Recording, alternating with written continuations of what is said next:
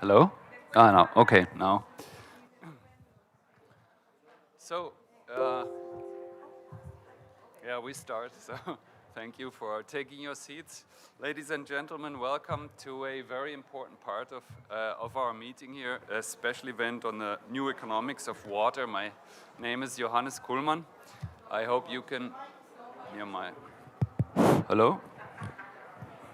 Hello? Can you hear me now? Ah, okay, I have to do the rock star thing. So, hello, my name is Johannes Kuhlmann. I work as the chief scientist in the office of the President of the General Assembly, and I would like to welcome you to a special event that I think is touching one of the core elements that we need to resolve to secure a sustainable water future, not only for people, but really for planet, and in a way that it makes an economic sense to people that in the end drive development.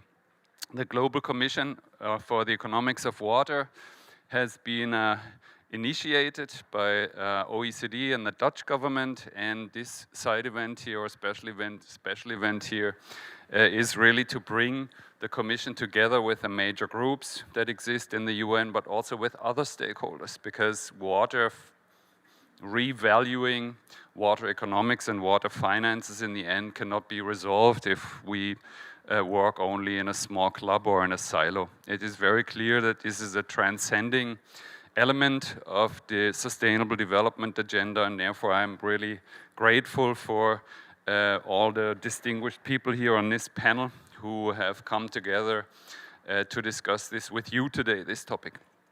Our goal here is to maybe let me say two things about the Commission. They have started to work recently, and it's a 2-year time frame. They will develop recommendations for how we can bring not only governance, but also technical tools, financing tools, maybe legal and policy elements, and also the cultural understanding of how we need to value water onto a different level.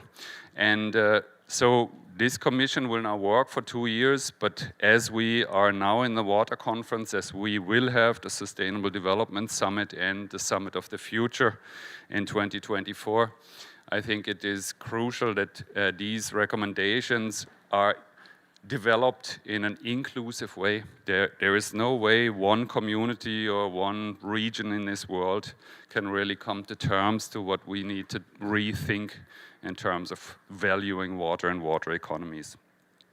So there has been an inception report or a phase 1 review, and the inception was the Turning the Tide report. I hope you have these reports. If not, they're available online, and they are very good material to start the discussion with.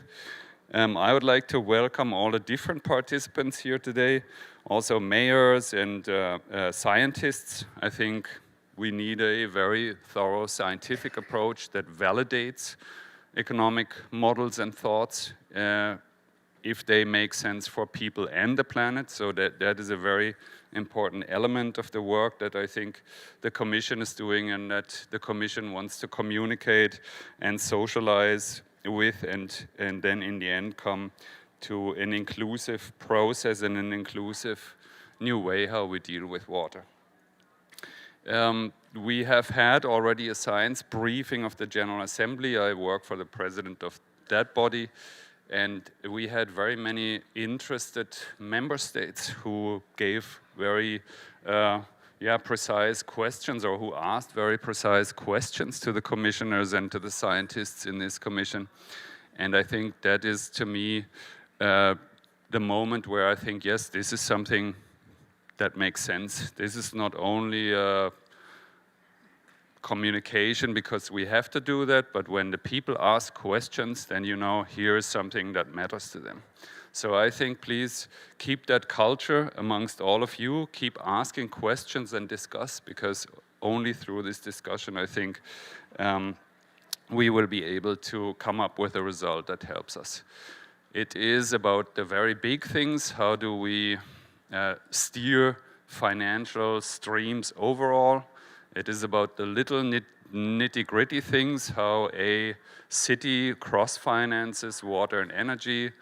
It is about a whole spectrum of things that we need to think differently, and I think I envy you for the boldness that you have to answer these questions, and I wish you all the best of luck. And in the closing session of this special event here, the President of the General Assembly, whom I work for, will also address you briefly. He was really foreseen to open this event, but he could not, so we swapped places, and he will speak to you right before the closing of this session. So I wish you good discussions, and thank you again for everybody who is so engaged in this commission. It's a real pleasure to see so many bright people working together for the common cause. Thank you.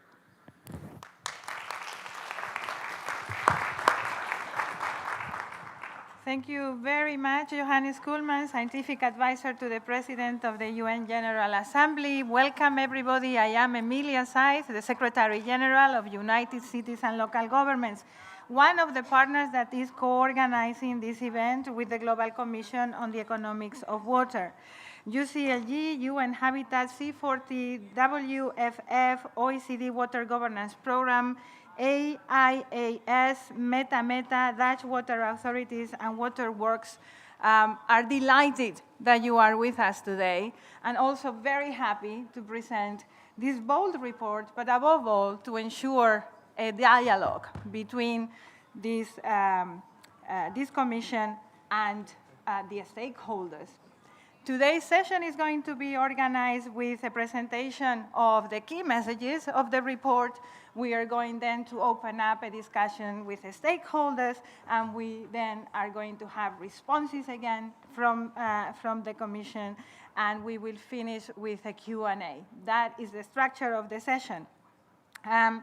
What we are set to do today is and invited by the Commission and the 7-point call to collective action, is to acknowledge that we do have a crisis on water, and that if a sustainable and just water future can be achieved, is to be achieved, it requires transforming the economics and restructuring the governance of water. It is a systemic transformation that calls on us to recognize water as a common.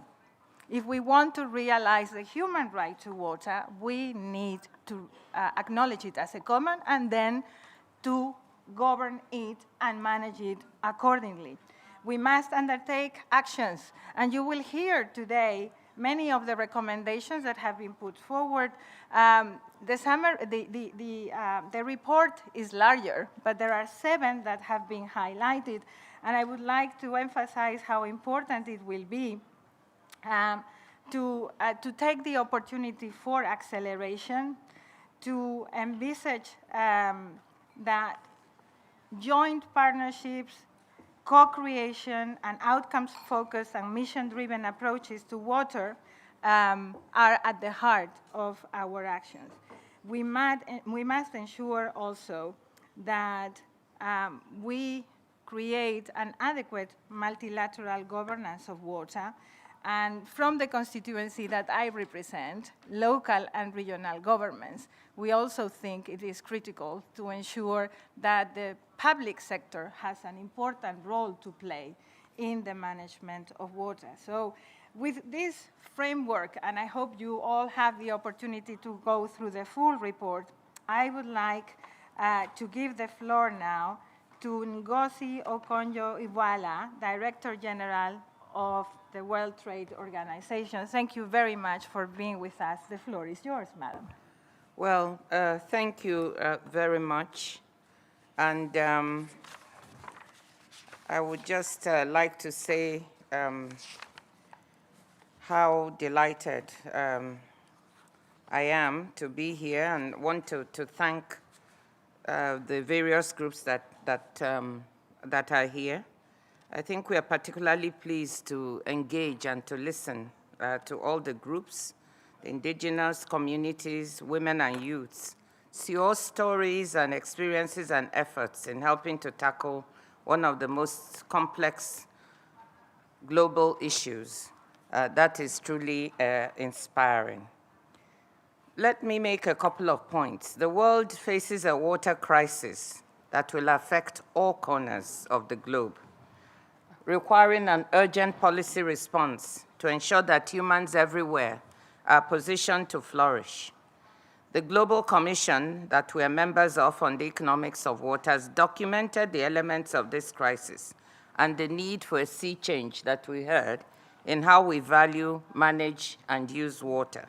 Simply put, if we fail to address the water crisis, we cannot achieve the UN Sustainable Development Goals, and we will fail in our efforts to respond to climate change as well. As a species, we've pushed the human water cycle out of balance. We know that due to this mismanagement, perhaps by 2030, we'll see a 40% shortfall of the supply of fresh water. These are some of the things that we point out in our report. The response to these interconnected water issues will require global collective action and a commitment to transform policies, new governance strategies, and expanded investment in water infrastructure at the global, national, regional, and local levels. The Commission's Turning the Tide report, which we released, and we've mentioned the 7-point call to action, emphasizes the need to manage the global water cycle as a global common good, to adopt a mission-driven, outcomes-focused approach to water management, to cease undervaluing and underpricing water, to phase out the pervasive subsidies that encourage overconsumption of water and other unsustainable practices, particularly in agriculture, to expand investments in water access, resilience, and sustainability, especially in low and middle-income countries, and to take action now so we can deliver transformative change in this decade. And more importantly, to reshape water governance, which is currently fragmented and not fit for purpose.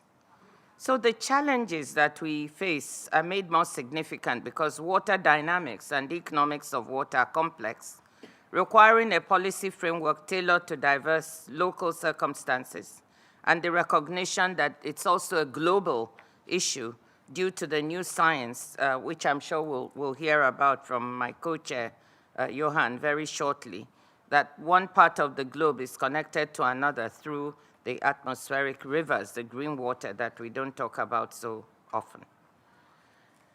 To transform our water future, as I said, we need a new economics of water. And what is that? It's one that promotes the efficient use of water and makes an emphasis that valuing water or pricing water is not a trade-off to having equity of access to water.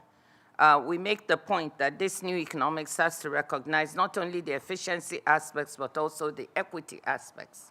We must ensure access to people in our communities, indigenous communities, our youth, all the concerned communities that are here in this room and in the world. But to do that, we will need to have a proper valuation and pricing of water so that we can have sufficient for everyone. So that's one of the important issues. There's not the trade-off, but we need both efficiency and equity. Everybody is entitled to access to water, and we must put in place those economic instruments that make sure that this access is assured. So one of the things in our report, and I'll end on this note, that we just released, has to do with the issue of how we deal with some of the agricultural problems that we face in terms of subsidies, the huge amount of billions of dollars, over $700 billion in both agriculture and water subsidies that lead to overconsumption and overproduction and lead to generate a lot of the problems we have in terms of water management. How do we redirect and repurpose these subsidies so we can actually use them to target delivery of the proper infrastructure and access to poor people in the world? Those are some of the things that we point to that the new economics has to look at. And what is the role of trade? And I'll end on that point. Trade can be a very important instrument to help us deal with this new economics by making sure that we do not spend resources in water-scarce regions producing food where we could produce it elsewhere and where water is more abundant and trade it between countries? How do we ensure we have fair global rules of trade that will give us confidence that we can use water resources properly and assure food access and food security to everyone? So these are some of the points that I'd like to start off with. Thank you.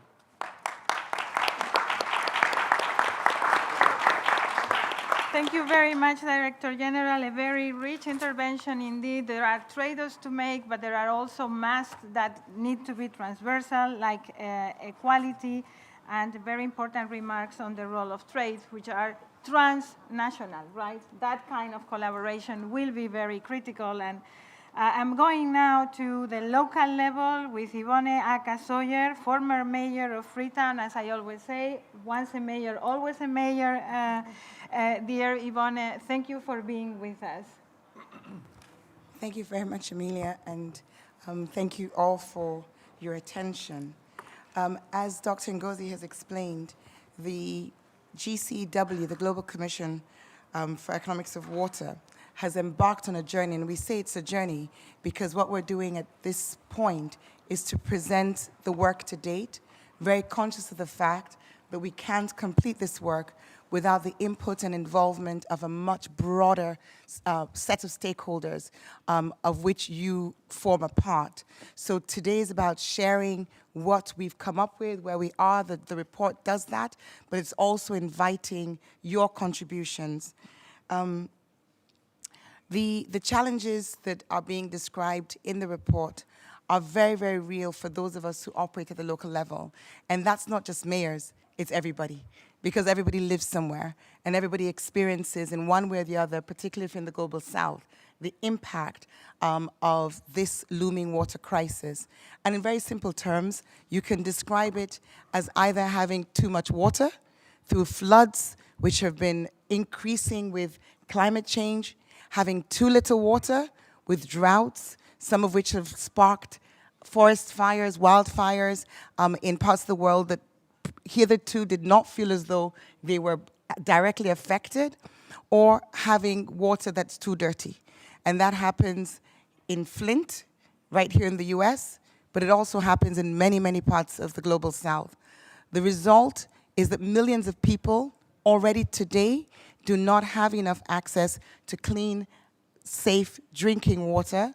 But going beyond that, in the years to come, what the science is showing and what the report is stating is that we're going to have potentially 1.4 billion people who will have food insecurity because of these water shortages. The question, or the amplification of the difference and the importance of us looking not only at blue water, the water most of us are familiar with, but also looking at green water, really comes into sharp focus for those of us at the local level, and particularly in the global south. And one of the things that we are really saying in this report is that it's a call to action for us to act collectively. Why? Because what happens in one part of the world actually impacts us everywhere in the world. It's a global water cycle. It means that deforestation that's happening in Freetown could impact precipitation that's happening in Iceland. It sounds far-fetched, but this is what the science proves. And that means the weakest link is all of our issue. So how do we come collectively to solutions? As I've said, and as others are saying, this is not the answer. This is us showing and leading pathways to the answer, for which we're soliciting input, and we're looking forward to hearing your feedback and your comments as the major groups present shortly. But if I can close in saying this, the SDGs were set to 2030, and we're here in 2023 with a long way still to go. The crisis of water could mean that we've got even further to go, because there isn't a single SDG whose success does not rely on there being water, whether it's ending poverty, whether it's health, whether it's gender equality, whether it's climate change, sustainable cities.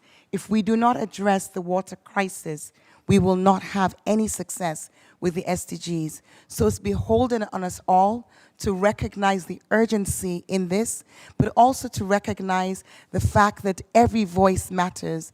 Indigenous communities who will see pricing in a different way, but whose pricing needs to be incorporated. Local authorities who often won't have the resources in order for them to invest in water for their communities. Private sector who might not see immediately the returns in the short term, but whose long-term success is dependent on them having water.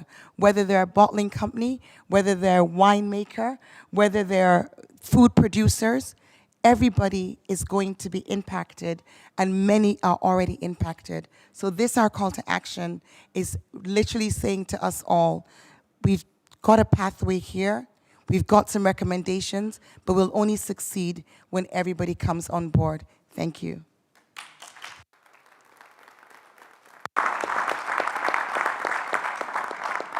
Thank you very much, Mayor Sawyer. In fact, it doesn't come as a surprise that the local level also talks about transnational collaboration because it is there where it is felt most, and also this articulation with the SDGs, with all of the SDGs, is extremely important. Thank you for these inputs.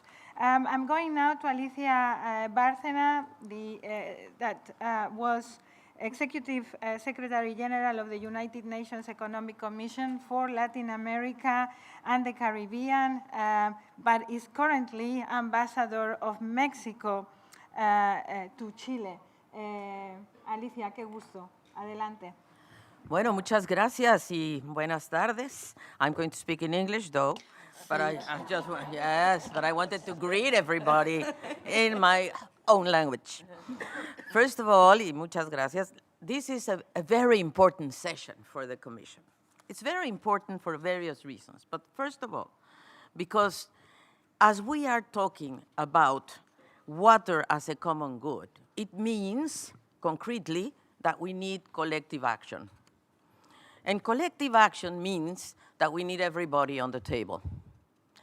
And it means also that if we consider it a global common good, it means that it cannot be captured by single interests.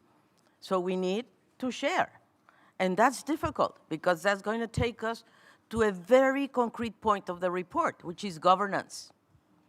Governance is one of the main issues that we are touching upon in this report. Who governs water at different levels?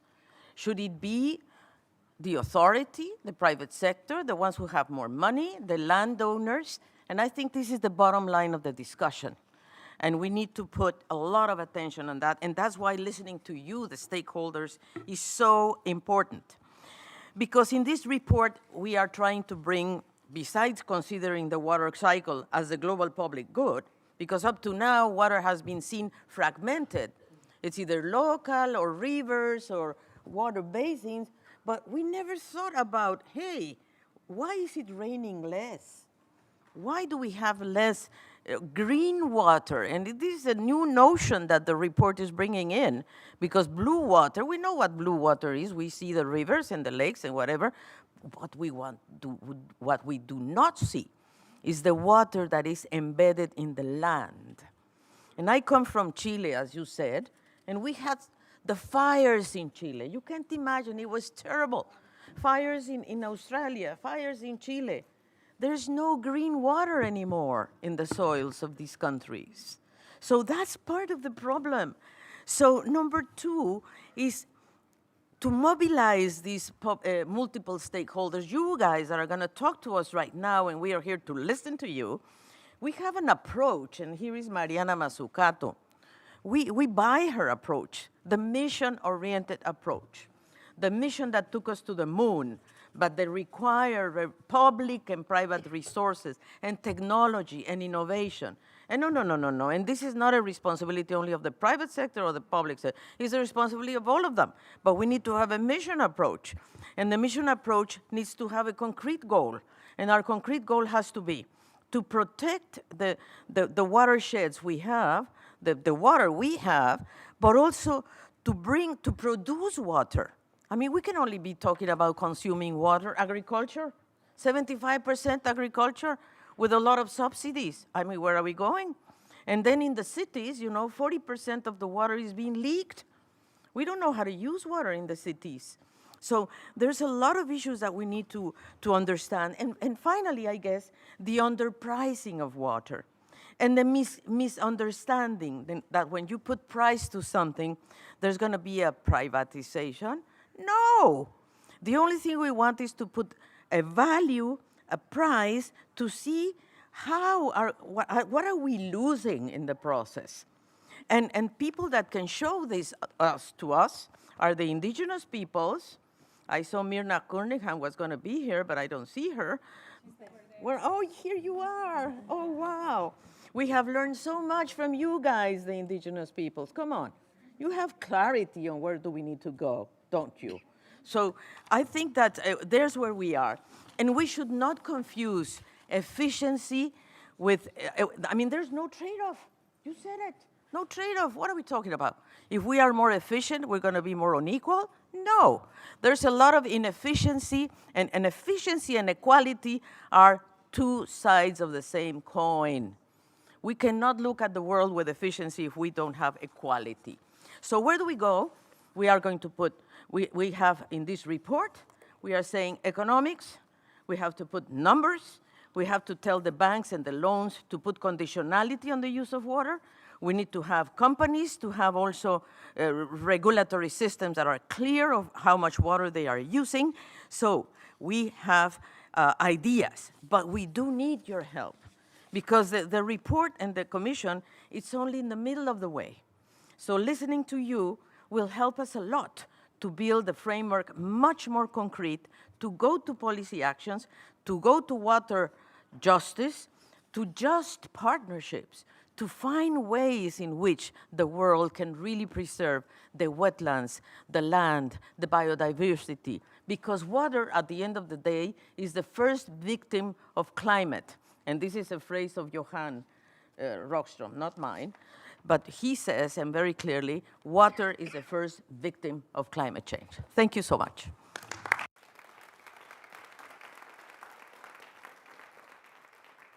Thank you very much, Alicia, also for putting forward what it is about pricing of water is about the value of water and understanding what that means and the kind of sacrifices that we need to make and how we need to use it differently. It's a totally different relationship with nature, right? And not using the planet as a resource either. It's understanding it as part of humanity. That's where we need to go, and it's very clear in this report. Also acknowledging that not only the crises that you empirically see are crises as such, but there are crises that we are accepting, like the fact that we don't have access to water in most parts of the world. So let us go now to the Executive Vice President and Director of the Center for Global Commons of the University of Tokyo, Naoko Ishii. Welcome, Madam. Thank you so much. So thrilled to be here. Well, our starting point of this exercise is to understand this newest, the latest scientific finding, which Johan will talk to you later, that we the humans have pushed the global water cycle out of balance, and we are really in crisis. And to me, that learning about it's not only blue water, but the green water is in crisis, and it's a global common good. It's really, really important starting point. As already mentioned by various speakers, previous speakers, that because it's a global common good crisis, we need a collective action to try to change the system we are in. So in order to safeguard our global common good. So what does it mean in case of finance? How our financial system needs to change to address this challenge. So that the current program, the program of the current economic and financial system is, as already mentioned by our previous speakers, our system doesn't really appreciate or account for the true value of natural capital, which does include the water. So if we were able to find a way to fully account for the true value of the water, that will really change the way we finance water. So, of course, we all know it's so difficult, it is. because the water has so many values to so many different stakeholders. But unless we find a way to truly account for the value of the water, we were not really able to systematically change our financial system. So what do we want to do in the longer run? The one that we will find out that how to account for the true value, not cost, but the true value of the water, understanding that the water means very different things to the different people, be it the indigenous community, the indigenous people and local community, that the village and the city dwellers, that the industrial use, agricultural use, but also very importantly, future generations, which are not necessarily sitting at the table. So how to incorporate the voices of the future generation. And another important voice we usually miss is actually the ecosystems or planetary system. That in order to really safeguard the global commons, in this case water, we need to find a way to listen to the voices of the planetary system, so that to keep the ecosystem safe and intact and healthy, we have to find a way to account the value of those ecosystems and involving all of them together into this governing system of a financing system to how to govern the water. That's our longer term challenge. It sounds daunting, so let's start with something more concrete, which we can do tomorrow, I hope. That in our report, we propose the Just Water Partnership. What does it mean to that? That the water, as already mentioned, kind of very fragmented and financed with a lot of inefficiency and also inequity. But if we were able to bring all key stakeholders together at one table, not only just the national but local, and maybe in case of water, the water basin, that our river basin, watershed, a catchment, may be the most relevant unity to bring that stakeholder together and listen to the voices of those indigenous community, local community, that the citizens, that the industrial use, agriculture use, and the ecosystem use, the voice of the future together to come up with a strategy how you want to govern this global commons, that the global water as a global common good. Then try to find a way to finance it. That in the Just Water Partnership, we propose to bring all different stream of the finance together, starting with an MDBs, but then a bilateral concessional funds, of course, national government fund, including also that removal of the subsidy, commercial banks and the institutional investors, and philanthropy together to back the strategy of how to govern the global water as a global common good. And by bringing those and the different streams together, and we hope that we can drive down the cost of the capital significantly, and of course, to support that the strategy to govern the water, which should be aligned with that and other development strategy, including the climate and the crisis. So at the end of the day, what we are proposing is to come up with a financial and economic system to account for the true value of the water. We need a lot of courage to say pricing the water. But what do we really mean by that? Is really account for the true value of the water, then find a way to integrate them into the economic and financial decision-making.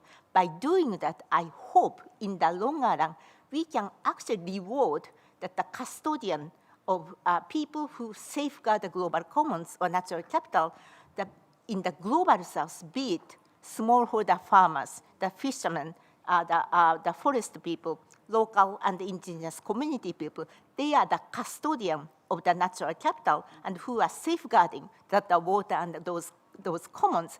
And current system doesn't really value them, but under the new system, I hope a lot of economic reward is going to them. That will be maybe the best way to correct the gross injustice and the inequality between global north and global south. Thank you so much. Let me stop here.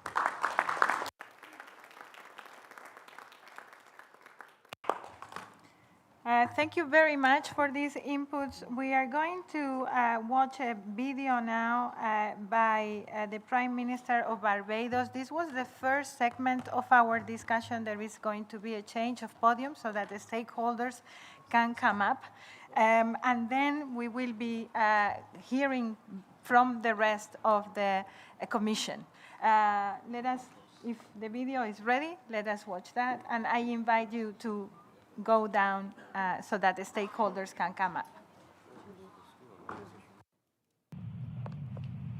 Hi, I'm so sorry not to be in New York with you today. I wish I could be there this week, but you're dealing with the most vital issue that binds us all together as human beings, water. Without water, there is no life. Without water, this planet will not be as we know it. And in spite of us knowing those basic fundamental truths, we are not taking the decisions to guarantee access to water to every human being. We're not taking the decisions to allow us to be able to reduce the amount of water that is wasted, or what others call non-revenue water.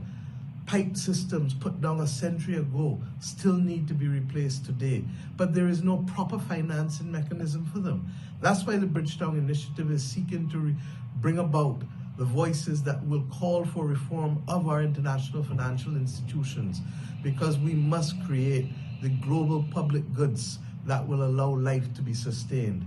And don't believe this is just about countries or political leaders. This is about individuals. This is about the child who wants to leave the water tap on while brushing their teeth. This is about us making sure that the behavior that's necessary to respect water and value water can, in fact, be transcended from the very, very global to the very, very local. And that means changing behavior, changing cultures. We can do this, but more importantly, we must do it, because without doing it, there shall be no life on planet as we know it. Let us summon the will to do the right thing and value water for each and every human being. Thank you.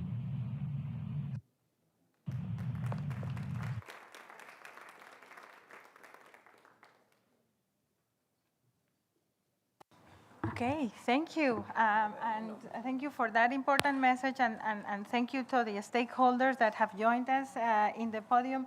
It is hard for me to see who is who in this setting, but I trust everybody that needs to be here is here already. And I would like now to start with a very important stakeholders for any agenda, but of course, Youth and Agriculture Representative Thomas Westhoff, the President of the International Association of Students in Agriculture and Related Sciences.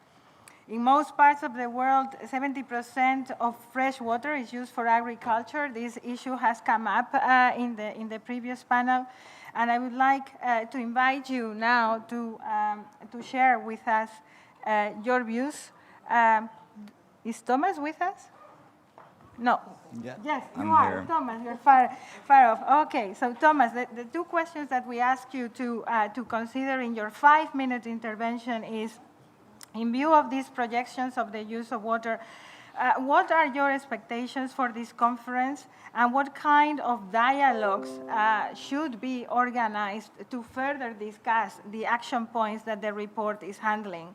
And what kind of change is needed in the current agricultural and food model?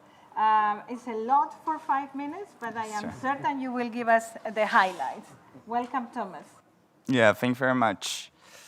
I'm happy you are addressing the elephant in the room. Agriculture is the biggest water user by a large margin. You already said 70% of fresh water use. And we are not talking enough about agriculture here at the UN Water Conference. We should do more about that. And that also brings me to the question you raised: how are we going to feed an increasing population while we have decreasing water resources? I have 3 expectations of your dialogues you're hosting later on and this conference. First up, commitment should lead to investments in farmers. Farmers are big water users, but they can also replenish our water resources. I've seen this with my own eyes, with cover crops between rows of olive trees on the island of Crete, but also with hydroponic systems in the city of Rotterdam, for example, but also indigenous practices all over the world, which are next to harvesting crops, harvesting rainwater. We should invest in that. And we should also acknowledge here, financiers in the room, policymakers, that we have pushed farmers way too often into the wrong direction.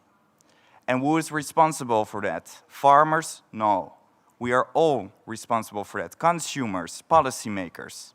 And we should help bring those farmers towards sustainable actions and not be too harsh on them. A good thing the report showed is that $700 billion put into subsidies, our money put into unsustainable practices.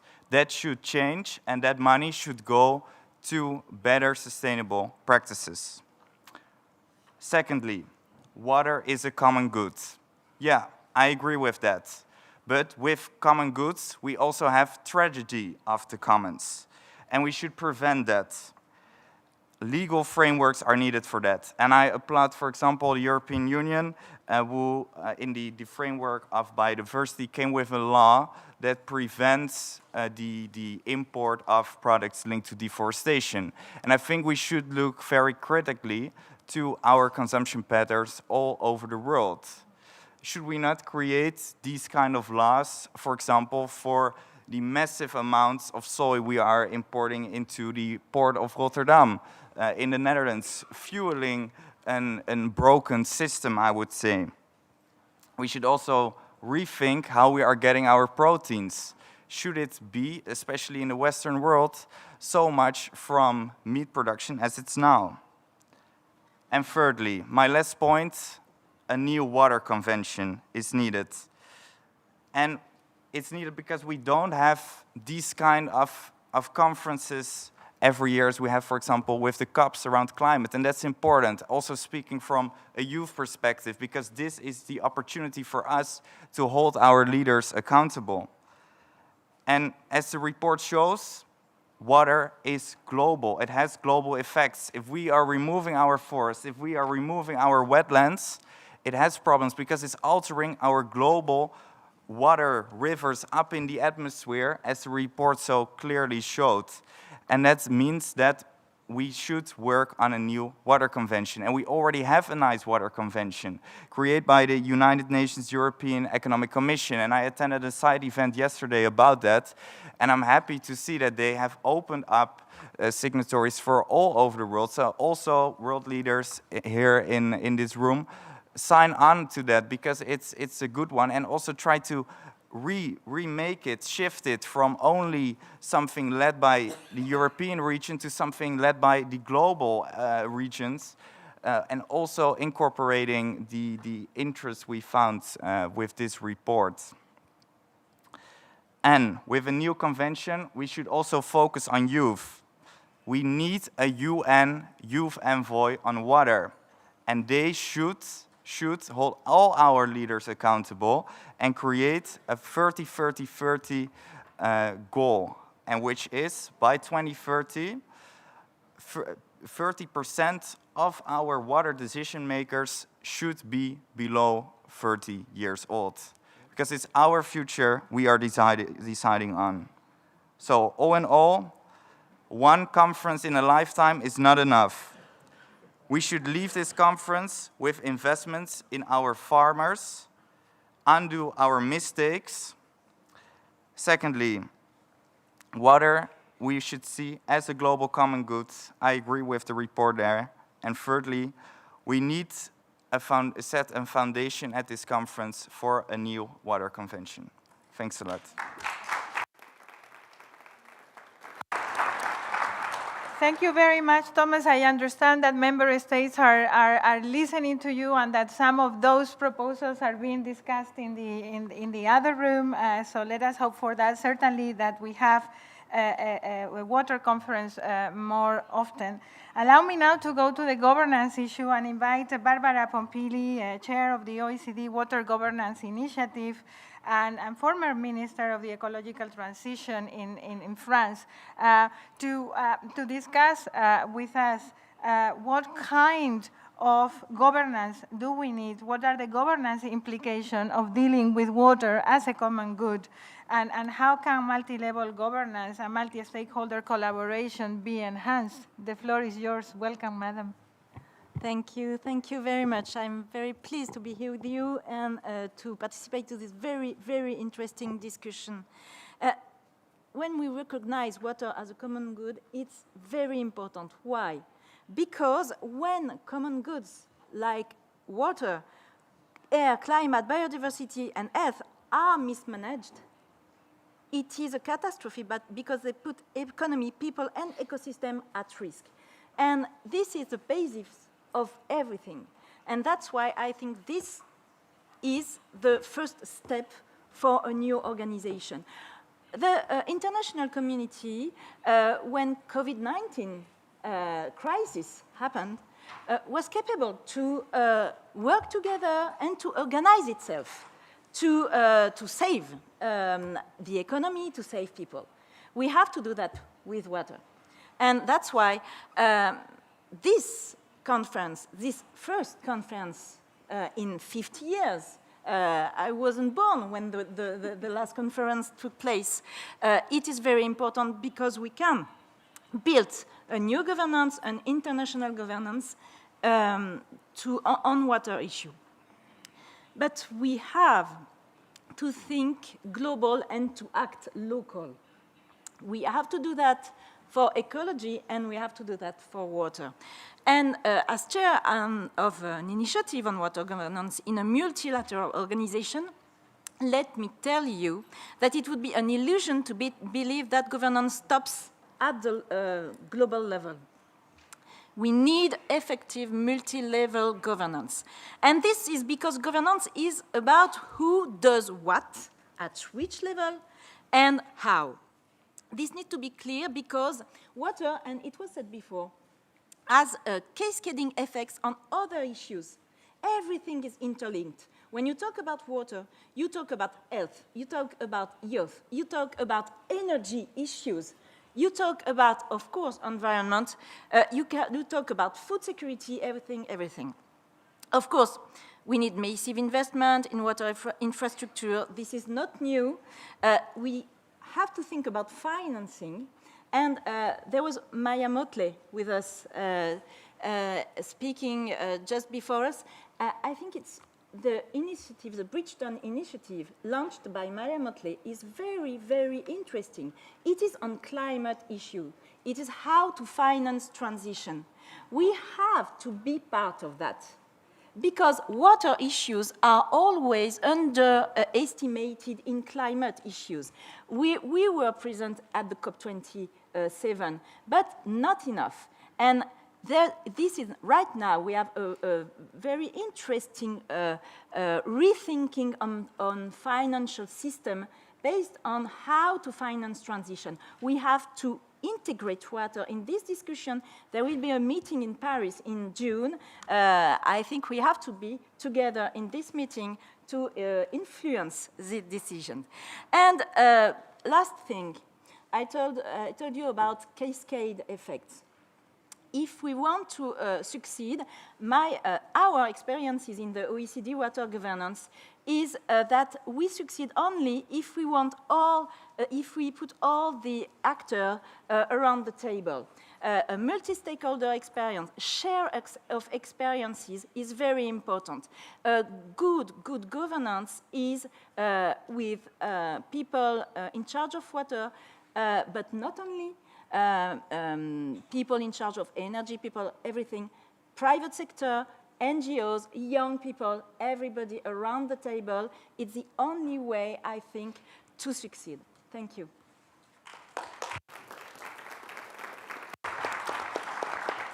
Thank you very much, and thank you all for keeping to time.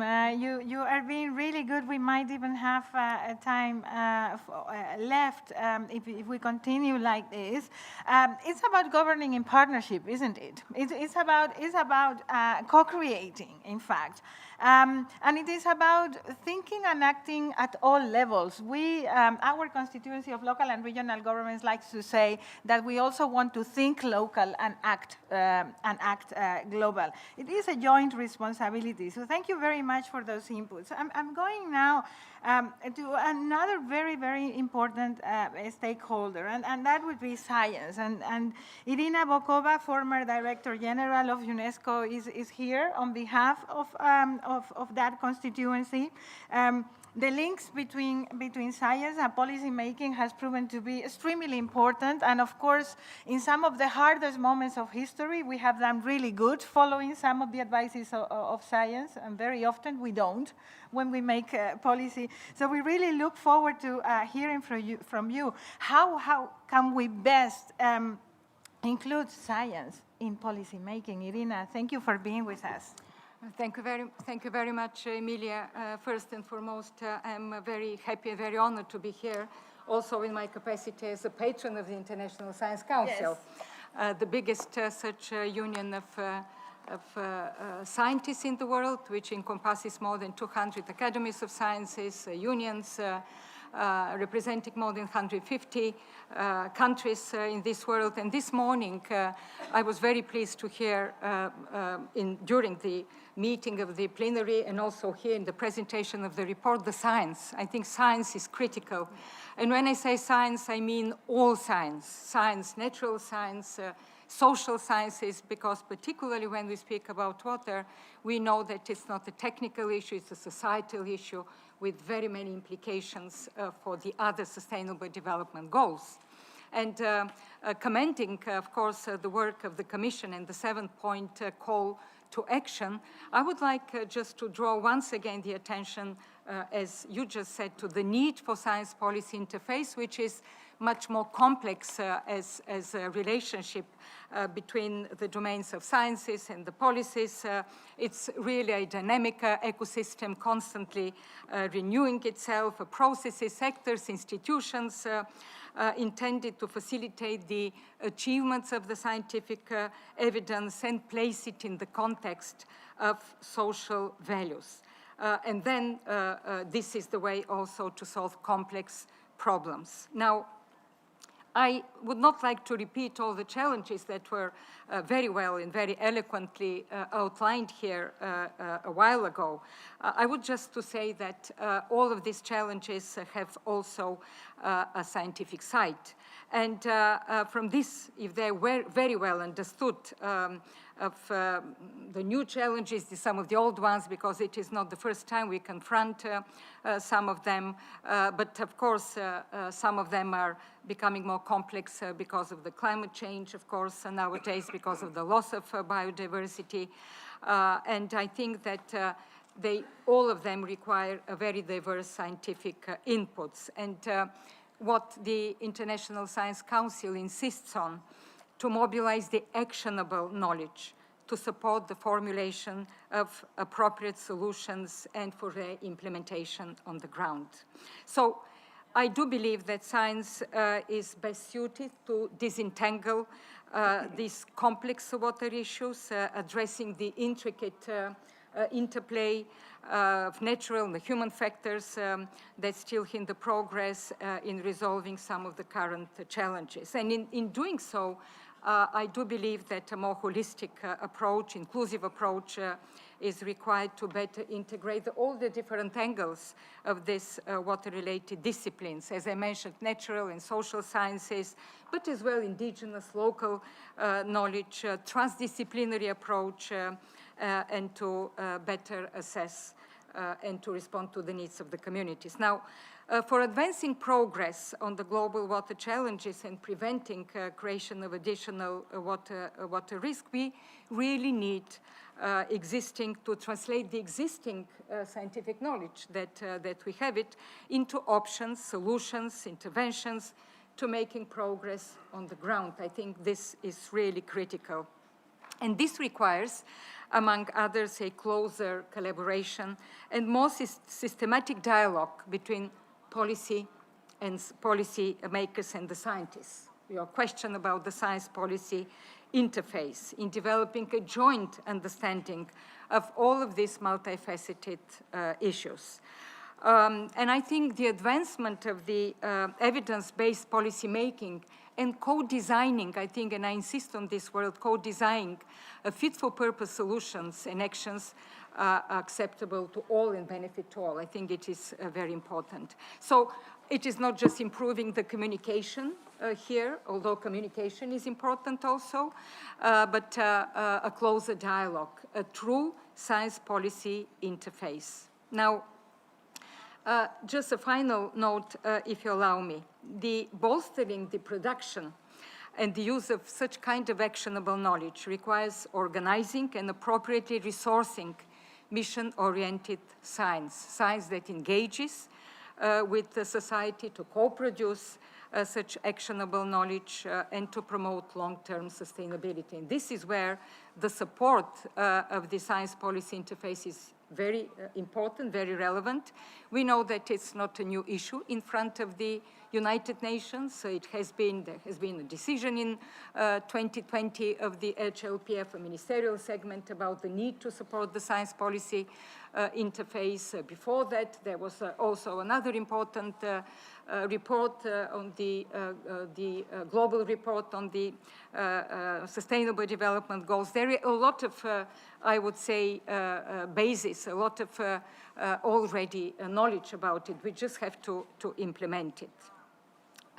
For that matter, the International Science Council has created a global commission on recently established on science missions for sustainability. The report will be most probably ready this summer. We have the ambition to present it to the LGLPF during the ECOSOC meeting. I think it will be another contribution of the IC to this process. And just to end my presentation with the quote once again from the Commission, I would like once again to commend the Commission, which says that the approach until now was too narrow, too short-sighted, too divided, and too incremental. And if we say so, and it does really need system thinking, more bolder collective action, working together, local, linking the global, the local, managed matter in a more integrated, inclusive manner, I think this is where science indeed has an irreplaceable place. Thank you.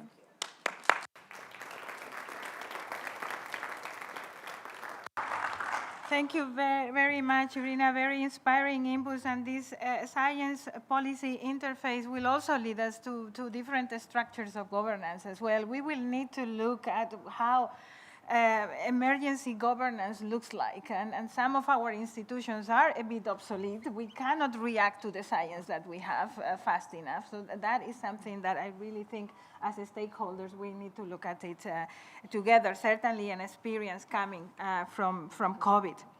Let us go now to the local governments representatives. I will not be biased, but this is a very, very, very important input for this stakeholder discussion.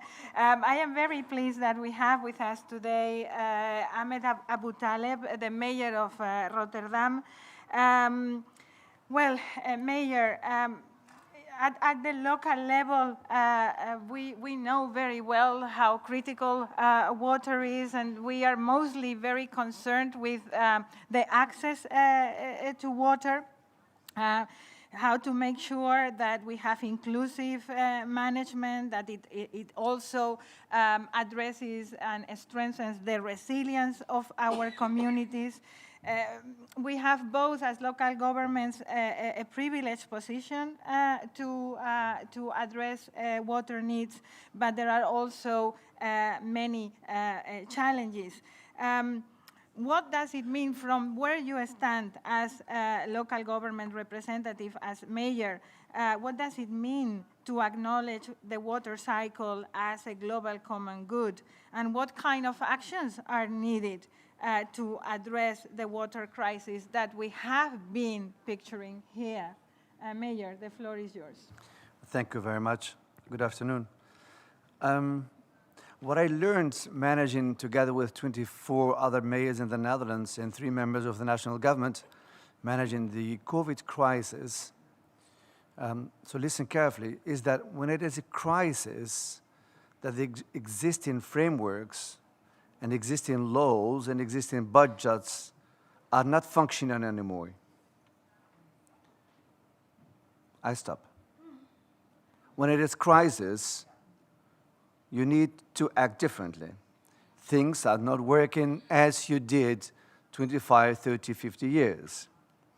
Ideological debates are not fitting.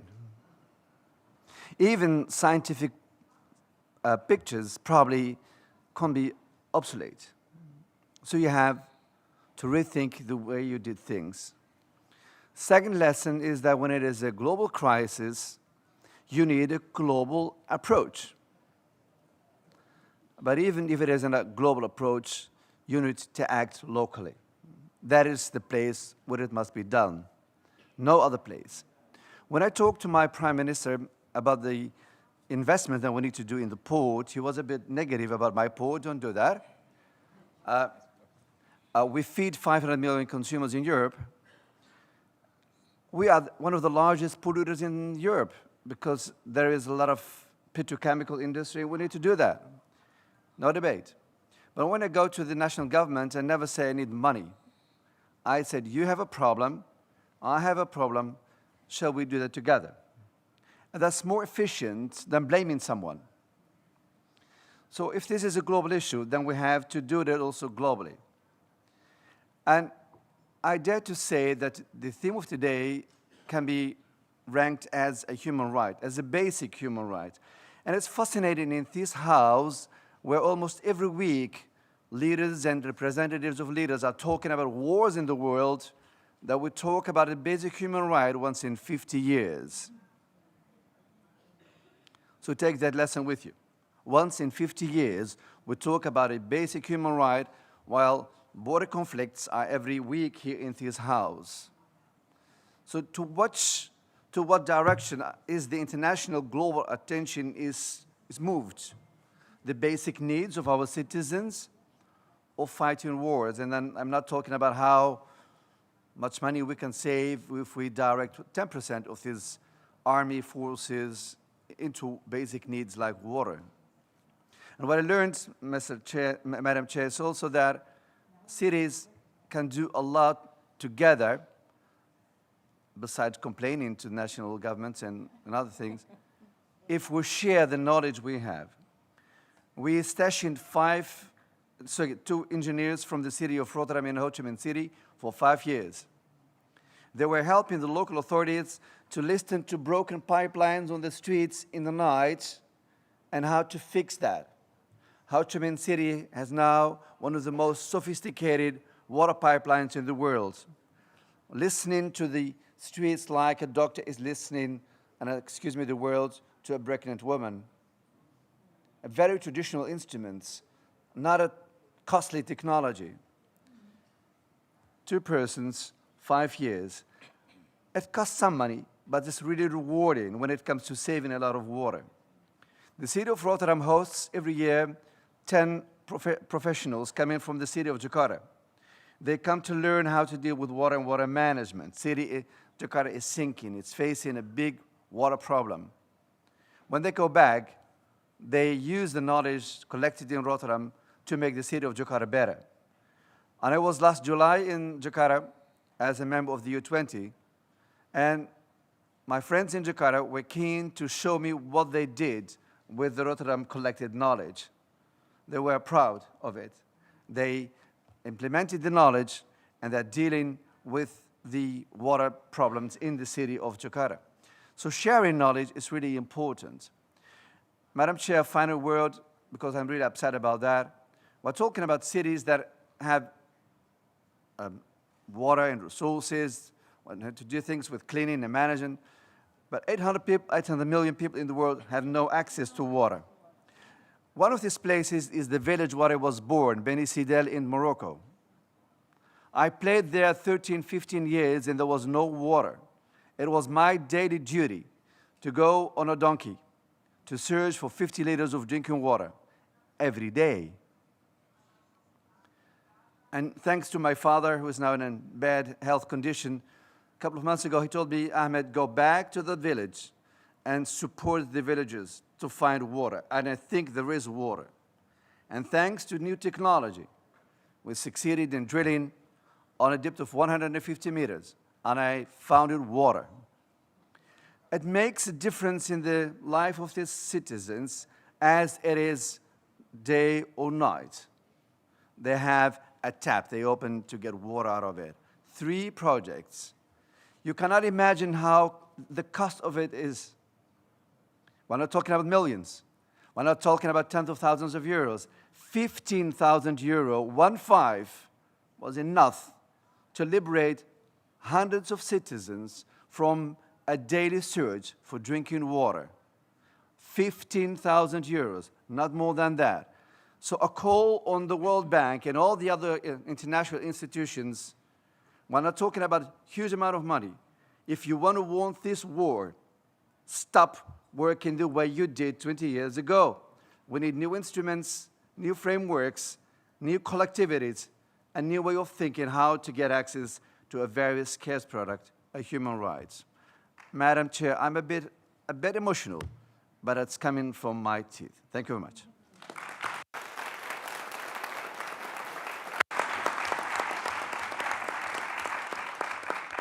Well, Mayor, a bit of emotion is what we need as well, because we are not talking about abstract concepts. We are talking about life.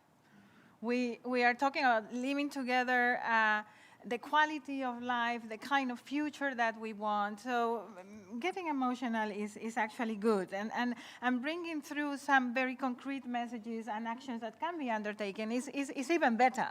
And you have said many important things, but I think we need to also keep this concept of, how what we knew might be obsolete, and how making ourselves resilient needs to consist on thinking of new institutional instruments that allow us to take decisions for those things that are to come, that are not necessarily things that we know. Thank you very much, Mayor. And we remain at this local realm, and we're going to Dhaka now. Dhaka, one of the biggest cities in the world, over 20 million people. And we have with us the CEO of the Dhaka Water Supplies and Sewage Authority. A very, very important task, sir, supplying water to all of these people. I understand that WASA is a service-oriented, it's a public institution, but is autonomous in the public sector and entrusted with that big responsibility of supplying water. I would like to start with, what do you expect from this conference? How is that important for you as a water operator for such a large city? And what is the role that you envisage for water operators in the future? The floor is yours. Thank you for being with us, Mr. Taksem Khan. Thank you. Thank you, Emilia. Actually, first of all, thank you very much for giving me the opportunity to speak here. Of course, we are representing a water utility, a city water utility, probably the largest water utility in the public sector of the world, after Sao Paulo. Yeah. In fact, Sao Paulo is not the largest now. 22 million people we are serving. And at the grace of Almighty, we have 24/7 water, and a lot of changes we made. But first, obviously, what we have learned from this conference, and what the conference, first of all, it has been said, and we know, this is a conference after 1977. So it's almost 40 years, more than 40 years. And secondly, one of the very interesting things that we are talking about this, that water is a human right. But when it was being declared? Only in 2010. Exactly. Yeah. So why this was not being felt earlier, before 2010, that it is a human right? So that is the reason why we can see there is no conference on water by UN till 1977. So good that now we are having it. We are getting the opportunity to speak. We are getting the opportunity to mix with each other and knowing the facts and figures. So first of all, thank you, UN, for having this conference. But we wish it should be more and more. But also, having it more and more is not the solution. Is not the solution, because it has to be locally, and obviously globally, it has to be more locally, has to be, resolved. First, if we look, that water is required everywhere. But where is the first? First, the water is required for human consumption. Agriculture, obviously, if you look, only 5 to 10% of the total water consumption or water cycle, what we are using is for human consumption. Rest, 10% maximum. 90% are in different ways, the agriculture and others. So if you don't survive, then what is the use of water? So for survival, your water is first.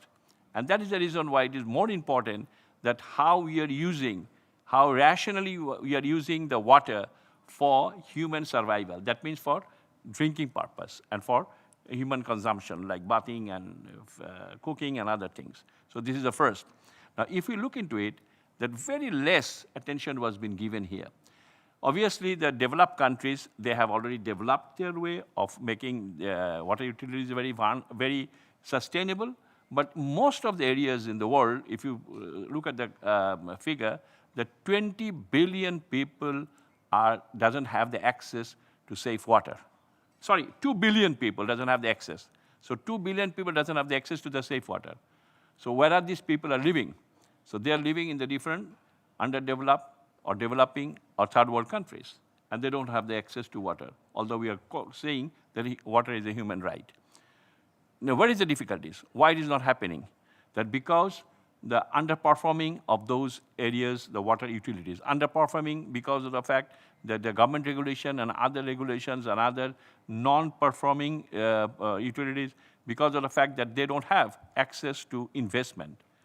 There are a lot of multilateral and bilateral development banks, but they are not getting that investment.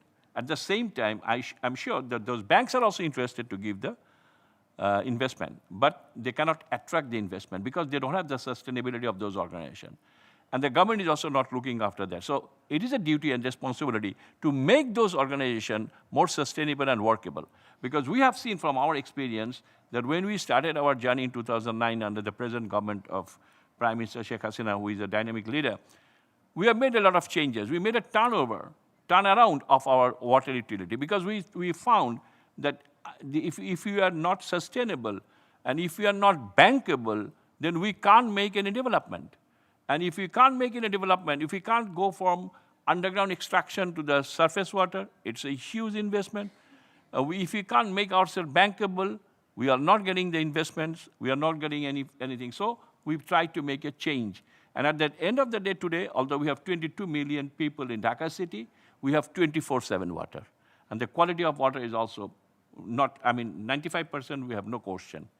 And also the non-revenue water, what you call the system loss, we have been able to reduce. In the surrounding areas, it is always 30 to 35%, 40%, 45%. And we have reduced it to first 10, 20%, and now it is 5, 6, 7%. So of course, I can see here the Honorable Minister for Singapore. We have a very good partnership with PUB. And they have a very good NRW, 5, 6%. But not like cities like us. Everybody have some 30, 40%, and we have been able to reduce it. And now we are bankable. Now we are getting a lot of investment from all the development banks and a lot of projects we are doing, so we don't have the problem now. But how about the other cities and other countries and other utilities are there? So why we are not acting? Why we are not supporting all those? Of course, it is not the government itself, or it is not the UN I'm saying, but it has to be a collective effort from the government and the private sector. And there we have to act. And UN can be one of the catalysts for organizing those things. Otherwise, obviously, there are a lot of mismanagement of water sector. And this mismanagement is ultimately will bring a chaos. And that is the reason why we have to wake up and we have to be alert of making this sort of water utilities, medium or small water utilities, we have to boost them up. And for that, the development bank should come up, the UN should come up, and the developed countries should come up. As well as it can be through partnership, what we call the water operator partnership.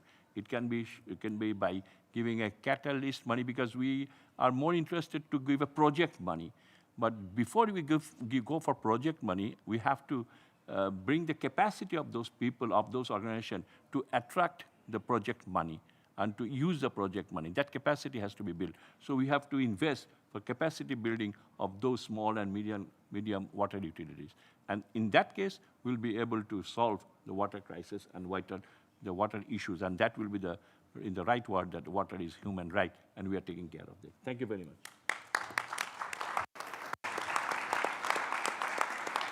Thank you very much. I really like the fact that you have put in the same sentence almost in the presentation the protection of the commons and the realization that the first purpose needs to be survival and the bankability of it. And you know, we don't often talk enough about how important it is that commons are bankable. They need to be our first bankable projects. Yeah, that's the problem. It needs, I mean, if we don't understand it like that, then we are doing something wrong. You see, Mayor, now I am getting emotional. Well, if you allow me, Madam Chair, one word. I mean, this is exactly what I mean. Our friend is talking about, and now we are bankable. Yeah. And now we are bankable. So now we have no problems. For if it is the issue that you must be bankable to solve basic needs for people, skip the bankability it is, the world, seek for another solution. Exactly. Well, thank you very much. There are applause there. Yes, now we are coming to the gist of it, you see, and at that very moment, we are coming to private sector and the role that private sector needs to play. And we are very happy to have with us Jessica Christiansen from the Global Health for Sustainability in Bio and Crop Science. And of course, the question that we have for you is what kind of commitments can the private sector make around water? And how do you think that the private sector can also take responsibility on the preservation of the ecosystem and the cycles of water? Welcome, Jessica. Thank you for being with us. Thank you so much, everybody. It's been really inspiring to listen to the fellow panelists up here. And it's inspiring because we have a lot of commonalities. I heard a lot of themes I was jotting down that we are very aligned with as well. So I'm Jess Christensen. I work for Bayer. Bayer is a multinational company. We have a pharma division, pharmaceuticals division, a consumer health division. Everybody knows the Bayer aspirin, right? I take mine every night, so it's good. As well as the crop science division. Our vision is health for all, hunger for none. And so as a company, we're very well positioned to do that across our divisions. My role, I lead our sustainability and business stewardship for the crop science division. And so as we've heard several times this week, agriculture is a big user of water. It has climate impact, period, as we know. Food security is a big issue, and there's a nexus that comes with that. So we at Crop Science have been working on several sustainability strategies to help be part of the solution.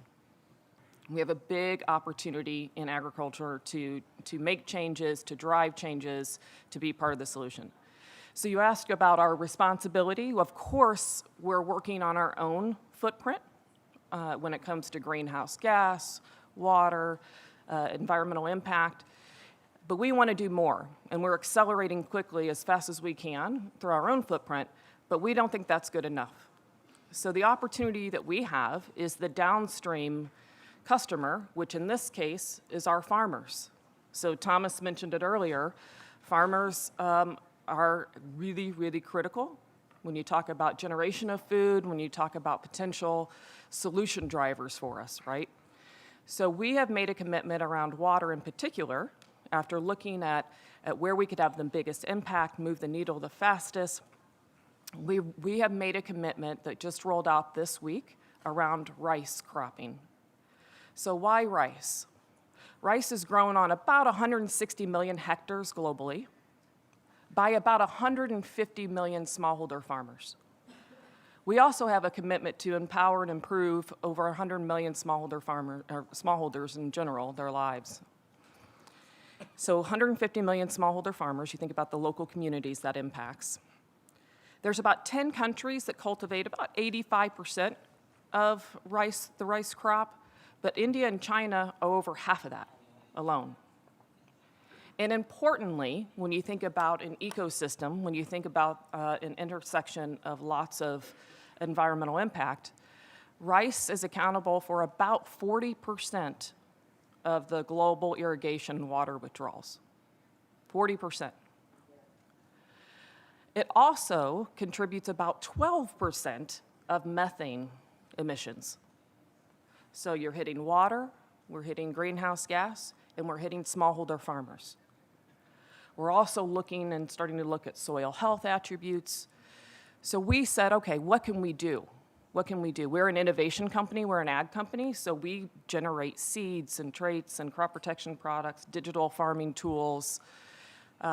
Let's really try to transform the rice cropping system to be revolutionary. So our goal is to do that, to transform the rice cropping system for our smallholder customers in the areas we operate and improve water use per kg of rice crop grown by 25% by 2030. So to put that into context, 1 kilogram of rice takes about 4,000 to 5,000 liters of water. So we're talking substantial quantities, right? So very impactful. The other thing that I think is really important, and you've heard this over and over today, we can't do this alone. And there's a really strong acknowledgement of that. So we're pushing towards our customers. We don't make all the decisions for our customers. We need to help them. We have a lot of really smart people. We have our youth ambassadors out there. You think about Tomas and team. You know, we have a generational shift in farming. We need young people to come and actually start farming. It's a very different technology use space now. There's a lot of digital tools. We need the creativity and the energy behind it. We need young people in our business, in the private sector, in the public sector. And so I really applaud the initiatives of our youth communities that are with us this week. So we also have to partner with others in the private sector, not just the public sector. We obviously need to do that too. We got to work with governments and NGOs. But also, I'll say, our frenemies sometimes. And I call them frenemies because, yes, we're private companies, we're for-profit companies, but we also know that for the good of our companies and our customers and the environment, we can work together and actually have win-win-wins. And so in the case of rice cultivation transformation, we're going to have to work with application technology companies. We're really going to push towards a direct or dry-seeded rice system that'll help with some of the labor pain points that our smallholder farmers have too that have been exacerbated by COVID. So we're really trying to help the local farmer be more productive and more profitable. If they are, and they can transform and we make it as simple as possible for them to do that, then they will adopt it. And then it will have big environmental positive impacts. And that's really the key. I also heard financing bridging. I think that's really important too, because we know change is hard, you guys. It's hard. We have to really do that. So the financing piece has to come with it to bridge until they can really get there. So I'll stop there, but I really appreciate the time and look forward to the rest of the discussion. Thank you. Well, thank you very much. I mean, changing the production and consumption model is not something of one single stakeholder, and everybody bears responsibility there. And also the acknowledgement that the food system that we currently have is actually not driven by feeding people, is by producing food, but that doesn't mean that we feed people with that food. It's also something that we need to embrace. And I want to go back also to what Thomas brought to the table. It's not the farmer's fault. It's a joint, shared responsibility. We are revisiting the system here. And it is also about just water partnerships and just private-public partnerships everywhere that we're talking about, and the report brings it about quite well. So thank you very much for those inputs, for these ideas, and for the commitments that you are making. And allow me now to go to Myrna Cunningham, a medical surgeon from Nicaragua, an activist, and a feminist. I love this last part. Thank you very much, Myrna, for being with us. Muchísimas gracias. A usted la palabra. Muchas gracias.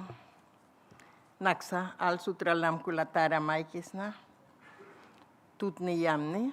I greet you in the language of my people, the Miskito, indigenous peoples of Nicaragua. I was born in Biluascarma, a very small village in the Huanqui River. So I come from a river, a mythical river. The river is protected by spirits. The spirit is known as Liwa. If we are going to fish, we ask permission from Liwa. If we're going to take a bath, we ask permission from Liwa. Liwa protects everyone that gets in contact with water. Communities that have suffered deforestation and loses water explain that they faces disasters because Liwa lost her home. She doesn't have where to live. She lost her home. So the whole community becomes a disaster because the spirits doesn't have where to live anymore. And that perception of water is what indigenous peoples protect through our customary law. If we go to communities, the Maya communities in Guatemala, in El Salvador, they celebrate every year the spirit of the water. They sing and they pray to the spirit of the water to protect the communities. But there are other practices that are supported in that customary law. For example, communities that have been contaminated because of mining, they use roots of different plants to clean the polluted water. So for indigenous peoples, water is life, but it's included in the customary practices and the customary law. And that is what we bring to the global conversation, that water cannot be seen as something that you can sell, something that can be owned by someone else. Who can protect, who can own a spirit? So that's when we hear that now we are beginning to hear that water is a common good. Okay, so at last our voice has been heard. Water is a common good. And when we hear that water, to govern that common good, we need co-responsibility. That is what we bring from the indigenous peoples movement. In Latin America, through the Fund for Indigenous Peoples of Latin America, the FILAC, we went through a long process of consulting indigenous communities. What should we bring as recommendation to this global conference? And indigenous peoples were very clear. One, human rights. Second, access to water requires an intersectional approach of human rights because our access to water has been organized responding to colonization. So we were left out. I just heard a brother from Australia that said, we as Aboriginals from Australia, we lost our land, we lost our water, but we were not humans. Now that we have been recognized as humans, we realize we don't have water and we don't have land. No, we are humans, but we don't have that common good. So we need really to work together. So our first recommendation is to create a mechanism that can really ensure the right to water. Something similar to what, I don't know if the conventions on climate change or biodiversity works a lot, but something similar that can make us meet regularly to really ensure that the recommendations that are coming out from this conference can be enforced, can be followed, can be monitored. And I think that is the role that the Commission should try to promote. And you cannot do it without ensuring the voices of everyone around the table. And indigenous peoples have come to this conference saying that we are willing to be part of that conversation. We want to be part of that conversation. But to be part of that conversation, we want to be recognized as knowledge holders. We cannot come to the conversation at a different level. As human rights knowledge holders, individual and collective right knowledge holders. And we wish to join hands with governments, with UN entities, with other stakeholders, and really ensure that in the process of transforming the way in which water has been governed, really include the voices of everybody, and of course, the voices of indigenous peoples that have been able to prove to the world that through our traditional knowledge system, through our traditional governance system, through our practices, we have been able to protect biodiversity. So we are not putting our knowledge to be questioned by other scientific knowledge. Our knowledge has been the one that have protected biodiversity, and that is what we bring. So thank you. Well, dear friend, you can say it higher, but you cannot say it clearer. I think the message has come across really, really well, and you know, there is a very large group of stakeholders that is defending culture as the 18th SDG. And if we would have culture as the 18th SDG, I am certain that the knowledge holder kind of position for indigenous people would be easier to be recognized. So we will keep that in mind as we continue the conversation. And you have all been so good with your time that we have now time for a 1 minute round from each of you. Just 1 minute, I'm sorry.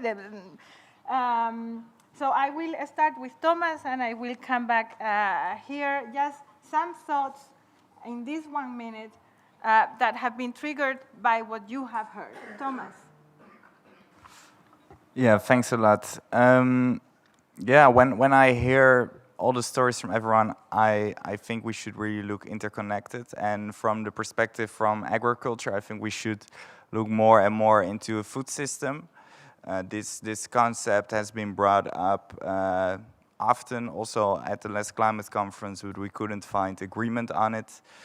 But it shows that we really have to look at it from a system perspective, and I think that is, that's very important. So I would like everyone to take that away, and as Mirna also said, to really make sure we find a convention or a place where we can meet more regularly, and looking forward to the further consultations of the Commission on that, how that can shape up. Thank you very much, Thomas. Mayor? Thank you very much. We did not talk about a very interesting phenomenon when it comes to the role of cities, that is the domestic migration in a lot of countries. In a city like Mumbai, for instance, when I was there a couple of years ago, they told me that 80% of the people arriving in Mumbai by train do not leave Mumbai. 80%. Well, let's say it's 20%. It's huge. And I know from my own personal migration history, you do not migrate because you like it. You migrate because there is a need for that.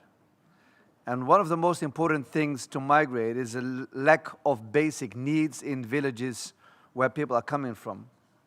And the basic needs are education, health, and most of it, water. So if we want to, and I believe there is a limit to what degree large cities can grow. If not, things will become a mess in these cities. Talk with our friends from Sao Paulo, they will tell you about all these settlements. Things will be very dangerous from all aspects of social economics. Then we need to invest also in villages, in rural areas, to keep people there. Not only because it's important to keep them there, because it's the habitat, like you described, it's keep them there also important to grow food. It's there in these rural areas where we grow food and not in cities. So this is a complex puzzle, I think, that need to be discussed indeed. And there are more angles to look at it, and we'll be happy to contribute to that. Thank you very much, Mayor. The urban era as a rural-urban continuum and a system of cities and not something separate. Mirna, I'm coming back to you because you just spoke. Let me go to Irina. Thank you, Emilia. I was very inspired by Mina and also by your words. If there was an 18th Sustainable Development Goal on culture, and I put my other hat as a former Director General of UNESCO, and I think that we really have a lot of knowledge. You may know that on the World Heritage List, there are a little bit more than 300 sites which are natural sites, and 2/3 of them are linked to water. There are expressions of human ingenuity, of engineering, of science, aqueducts, irrigation systems, water systems in some of the ancient cities, and very many of them are linked with traditional knowledge, but for the time were really an expression of human progress. And all this means that the limits of our ingenuity, and I come once again to the question of science, is boundless. We just have to make this interface between science and policy. We just have to build stronger trust in science, because from science comes a lot of the solutions. And I just think that the United Nations, and I commend the President of the General Assembly who just joined us there for his very strong drive of science and science policy interface. And this is all about, I believe, some of the issues that we are discussing right now.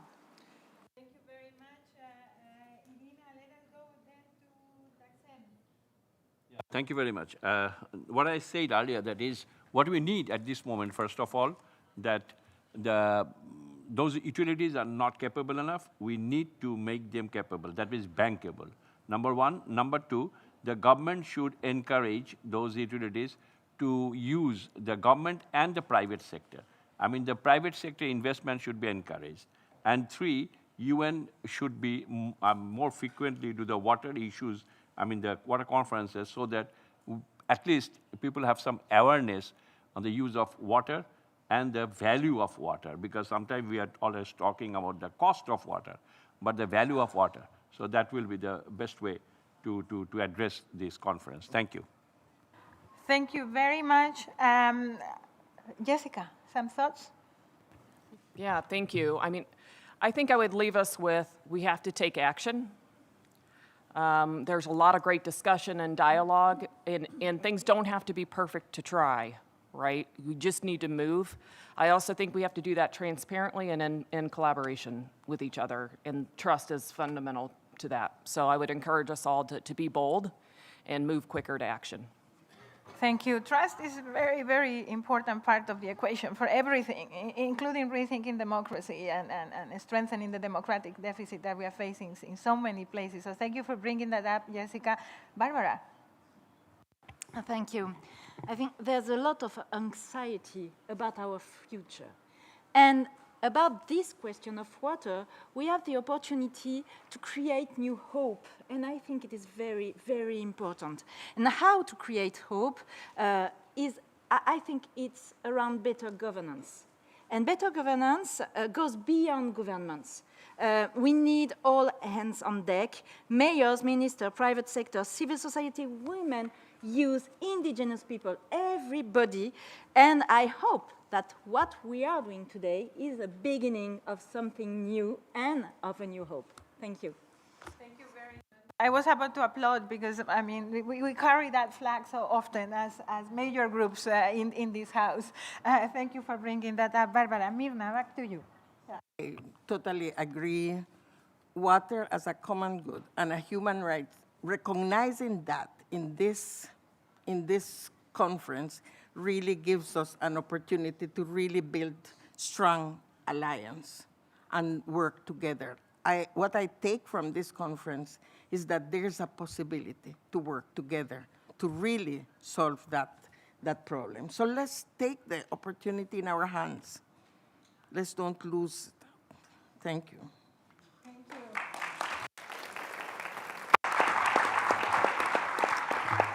Haven't they been brilliant? Well, let us now hear from the rest of the members of the commission. I invite you to step down, and remember, after the next round of feedback from the commission, we will have an open floor that is going to be moderated by Maria Fernanda Espinosa. So I'm looking forward to hearing from you, and I see that you are waiting for your name to come up. Let us see when that happens.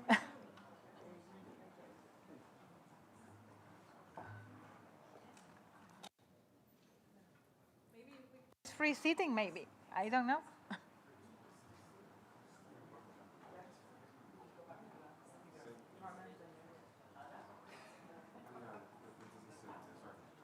Maybe it's free seating right now, right?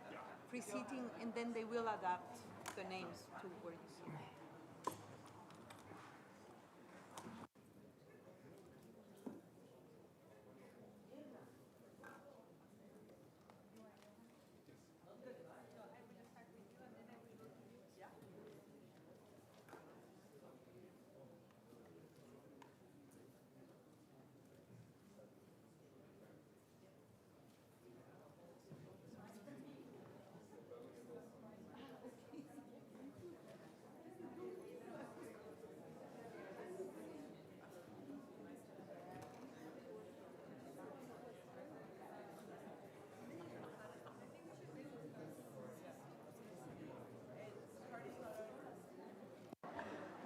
One meeting, please. We are about to start the second part of the segment.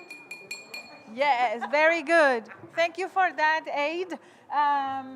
Let us start with the feedback from the different members of the commission, and thank you very much to all of you for sticking around in this interesting conversation. I hope you all are inspired by what you have heard from the stakeholders. I think they were truly very constructive feedback to the report, and I may say also very much aligned with the report. So I'm looking forward to hearing from you all.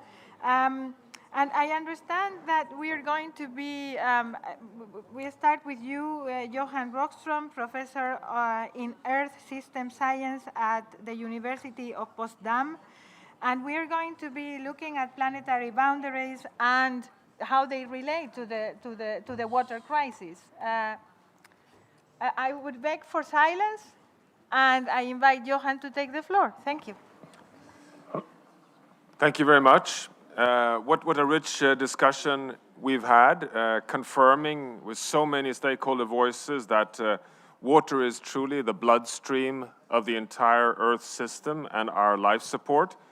It is regulating the stability of the climate system, regulating the stability of biodiversity and the living nature on Earth. It's regulating all the life support systems that we all depend on. It's behind all the Sustainable Development Goals, and we're underestimating the role of water in this integrated perspective by focusing in on just one area, which is incredibly important, but it's the blue water supply for water, sanitation, and health. Now is the time to broaden this, and that's where the scientific support is. What I'd like to do is just to give you a little bit of the scientific framing based on the discussion that was held in the previous session. To start with, there's unequivocal scientific support that we have now reached, when we now, 47 years after the Mar del Plata 1977, a completely new juncture in terms of the challenge we're facing, and it's been emphasized so many times already today. The water demand and pollution is one side of this. The water extremes caused by global environmental change is the second. The fact that, as Ngozi referred to earlier, that water is victim number one of climate change. This is well established in terms of droughts, floods, heat waves, but also the overarching water scarcity that is now affecting over 2 billion citizens on Earth. But the third dimension is the new dimension, that we're actually destabilizing the water cycle itself. We can no longer take the source of fresh water, rainfall, for granted, which was also witnessed by Major in Rotterdam, Ahmed Abu Taleb, when he made the point that we can no longer rely on the budgets. The budgets are changing because we are changing them.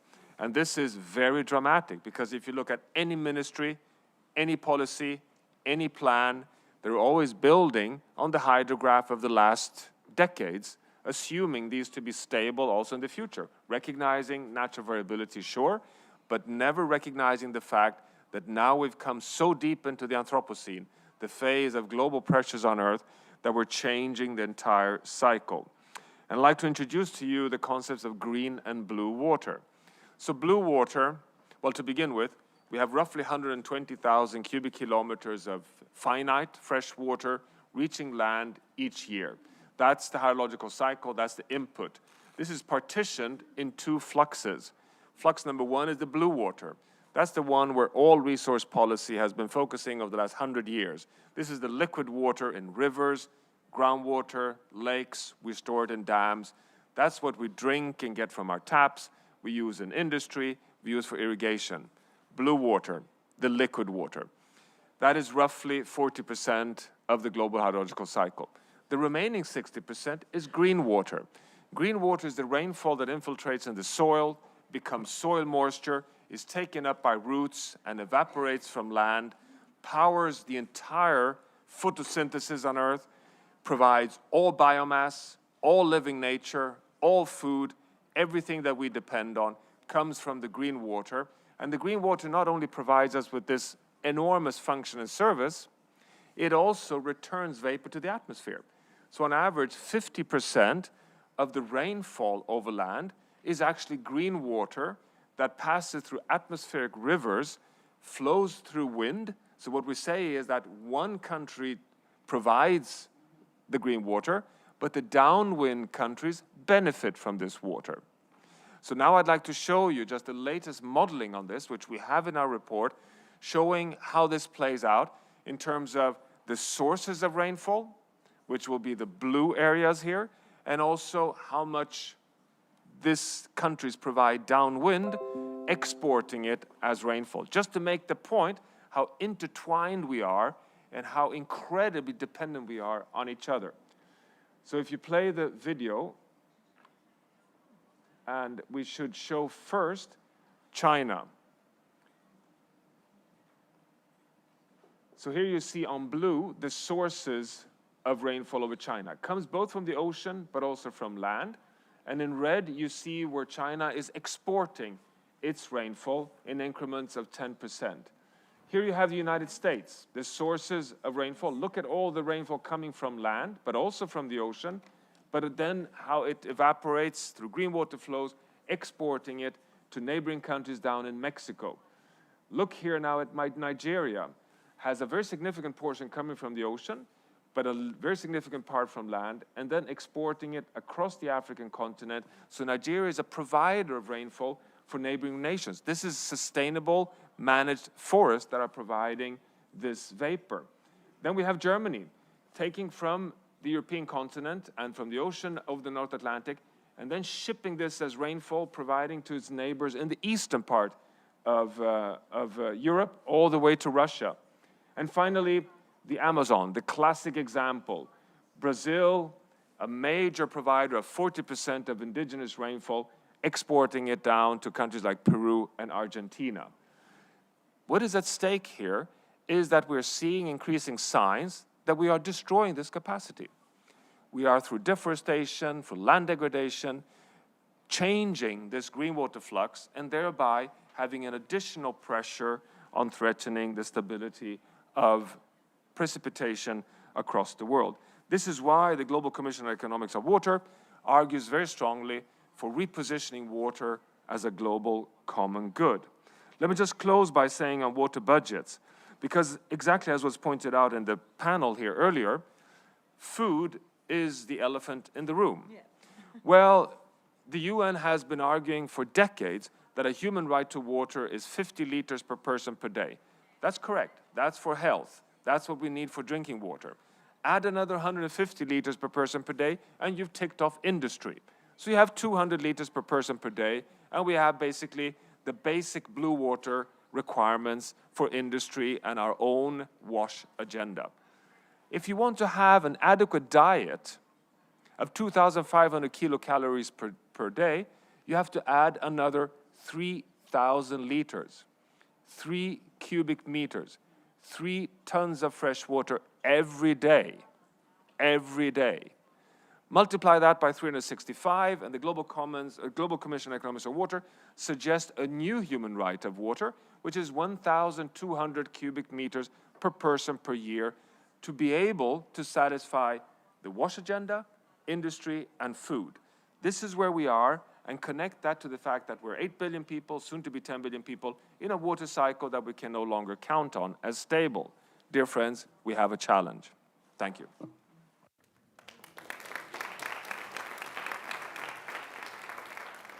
Well, thank you very much, Johan, for sharing with us in such a graphic manner how transnational this, how planetary the challenge is, but also how planetary the solutions must be, right?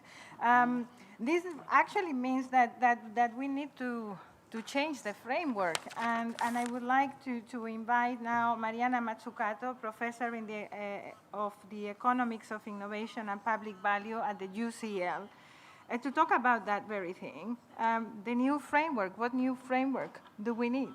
Thank you. Sure. Thank you, and thank you everyone for being here, and especially for the previous 2 panels that really, I think, inspired us and have to inform the next year of work. And we're going to get our hands very dirty in the next year. So we'll need manicures, pedicures, and everything.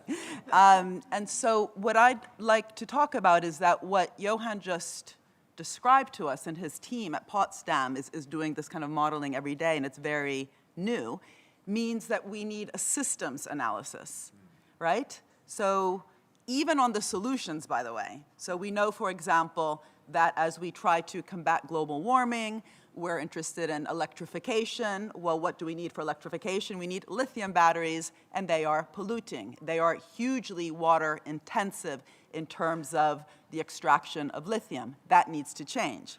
So what looks like is a solution in one area actually causes a problem in another.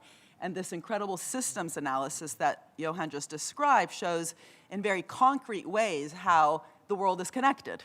And yet our solutions currently aren't connected. Look at what happened with the vaccine, right? We thought we were so great. We came up with 8 vaccines during COVID, and yet we ended up with vaccine apartheid, a very strong word that Dr. Tedros, the head of the World Health Organization, continues to call out, asking for a patent pool, asking for knowledge sharing, and yet we ended up with vaccine nationalism, right? So it sounds great to talk about partnership, but what kind of partnerships? It sounds great to talk about ecosystems. What kind of ecosystems? Biologists are much more rigorous than economists when they look at ecosystems. They will ask you, is that a predator-prey ecosystem? Is that a parasitic ecosystem? Is that a mutualistic ecosystem? Is that a symbiotic ecosystem? So surely what we must be talking about, what we must construct in order to have this collective action to address these systemic failures but also systemic solutions, is a symbiotic, mutualistic public-private partnership. And I won't go into the details, but there's plenty of not symbiotic and not mutualistic ecosystems in the health sector. But also in other sectors. So we need to get serious and get our hands dirty with metrics even on that. What is the relational ways that we can actually work together? And that issue of working together, which we heard about in the previous panel, just keeps coming back at me, because the stories we tell of where value is actually created in the economy have been part of the problem. So we need new stories. And it was actually a Native American saying that storytellers rule the world. Well, if we have a problematic world afflicted by all sorts of problems, and in this commission we're looking at the water problems, we need absolutely new stories also to tell about how we can construct an economy, but also who the value creators are. And those words of Mirna Cunningham were so important in terms of looking at co-creation, collective value creation, empathy, really listening to each other and to each other's stories. And Alicia Bárcena, in her opening remarks, mentioned, she said, Mariana is a mission-oriented approach. We've bought it. I haven't received any money from you if you've bought it. Just kidding. But what does it mean to buy the mission-oriented story? Because that also could just become another trendy word. What it means is actually to really move out of our silos. Water is not a sector. It's a set of problems that we have to achieve together. We can only achieve them if we make it economy-wide. We have to change how we produce, how we consume, how we distribute. But if you look back at the moon landing, it would have never happened, ever happened, if we do policy like we do it today. What Kennedy said is, we're doing it because it's hard, not because it's easy. All the policy making is about making things easier, facilitating. It means making something easier. Facile, in Italian. I'm Italian. Facile means easy. One side is de-risking the other. That's not, what's de-risking? We have to share the risks and share the rewards. The first thing that NASA did to get to the moon was to change the contracts. We need to be serious about the water contracts, the property rights. What should they look like? Why have they been problematic? NASA changed how they did procurement away from cost plus towards challenge-oriented procurement, outcomes-oriented procurement. The mission was getting to the moon and back in a short amount of time. It was very clear. You can't blah, blah, blah about that. You have to say yes or no, did you achieve it? But it required so many different sectors: nutrition, materials, electronics, aerospace, and so on. But they also changed something else in the contract, which was no excess profits. Not no profits. You don't get to the moon on charity or philanthropy. You need business investment, you need public sector investment, you need that collaboration and collective intelligence, but we're gonna share in the rewards. So what does it mean around these water-related challenges to share the risks and share the rewards? Let's, again, look at the property rights. Let's look at how intellectual property rights, but also the permits. Let's look at the new types of conditionalities we need with development banks and the loans that are provided to sectors to make sure, as Ngozi always reminds us, that they're not just subsidies, but transformative opportunities, conditional transformation of every single sector. So, yes, we heard a lot of terrible news in terms of the crisis, but there are incredibly interesting solutions, but we're not going to get there without actually changing the ways we do capitalism. And this call to action is about that. Thank you.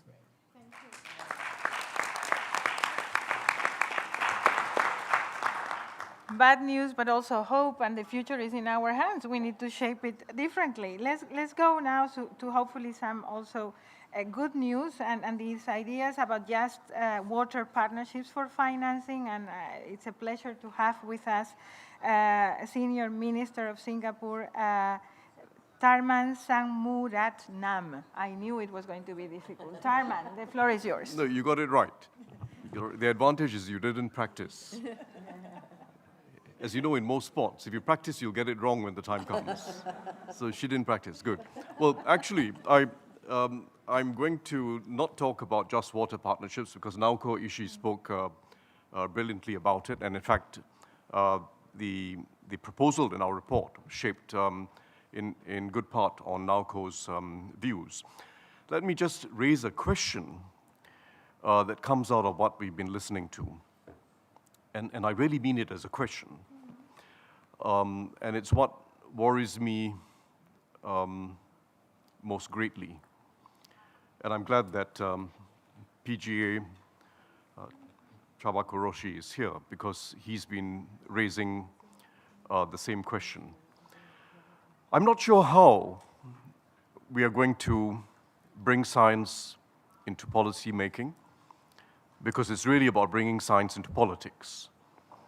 And the collective political mind across a whole range of systems today is not wired to look at science or the future. It's partly a human condition, we discount the future. And it's even more of a human condition that collectively we discount the future. And everyone wants to be a free rider within societies and globally. We have a problem. What worries me is that we come out of this conference sort of understanding the science, understanding the importance of moving ahead, understanding the criticality of preserving the ecosystem value and services of nature, And then we decide, like we usually do in economic policy debates, to move in linear fashion. And frankly, the problem with even talking about 2050 and 2100 and talking about temperature targets is that it looks like a straight line. And what people often say when you get into this discussion is, well, maybe things have to get worse before they'll finally get better. We'll catch up later. Catch up later doesn't accord with the science, because the most worrying part of the science is actually the most imprecise part of the science, which is tipping points. The deep uncertainty that the science is certain about, that there is deep uncertainty associated with the tipping points and the potential for cascading changes from one ecosystem to the next with potentially cataclysmic consequences. You don't need much precision, but the science is clear that it can happen and likely will happen. And as Johan keeps reminding us, we're already crossing tipping points. But the collective political mind is not wired to want to understand it and want to move with the boldness and urgency required to avert it. Because the collective political mind at best follows the economics. And the economics, I speak as someone who was a finance minister for 8 years and trained as an economist, is either about cycles, which have mean reversion, or it's about some sort of secular change. And the secular change, whether it's secular stagnation or secular prosperity, is a pretty smooth line. It's not a break in the regime, but we're talking now about the risk of regime change. And we can only avert it with much bolder collective action. So how do we do it within the political systems we have? And it's not, frankly, about shades of democracy, because the best of the democracies have this problem. We all have this problem. And I think we have to find ways in which, first, we take science, civil society very seriously and give it a voice. Second, use generational change. The young are never the majority in any electorate, but they can be a pretty powerful influence on their parents and their grandparents. Use the young, educate the young. The science of climate, science of water crises, science of the loss of biodiversity has to be part and parcel of growing up. Use the young. And stop thinking that the key decision points are about pricing and the like. That's staring at our navels, frankly. Is the easiest thing to do. Properly price water, provide subsidies to the poor, achieve sustainability. It's easy stuff. That's the navel gazing. We need much more radical action than that. How do we unlock capital to replenish nature's ecosystems? And how do we gear our whole politics around it? That's, when we talk about massive collective failure, it's massive governance failure. Thank you.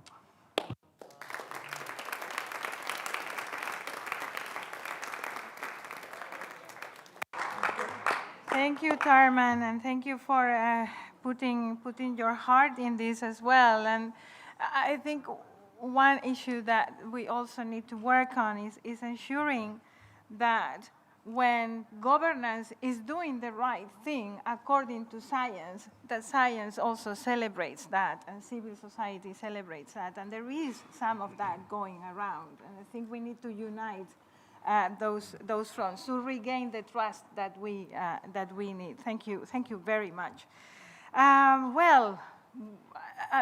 An amazing dialogue. I have stolen 5 minutes from Maria Fernanda and from all of you because we are going now to the part of open floor. It has been a privilege for me to facilitate these discussions. Maria Fernanda, the former president of the General Assembly and also a commissioner of this Global Commission, is going to facilitate the open floor. All the good luck to you, dear friend. Thank you, Amelia, for a great moderation, and thank you to the panelists, the representatives of major groups. I think this conversation, this exchange has been so enriching and so useful for the Commission members. We have a little bit of a challenge because We have 40 minutes for this section, and we have already many requests for the floor. Some of you have registered online to speak, but you're also free to just press the button, and I would like to see the green light if you want to speak. Please be short because we have many people, and I am sure that you all want to listen more from the members of the Commission. The ones sitting here, but also the ones sitting in the first row. We have more of our commissioners here, so we want to make sure that there is a dialogue, there is a dynamic, interactive dialogue. I will start with the list I have, but if you would like to ask a question or to have a reaction of what you heard, please do press the button, and when you see the green light come up, I will call on you. In the meantime, I would like to give the floor to Fink Hoyher from the European Commission, Director General on Climate and Water of the European Commission. You have the floor.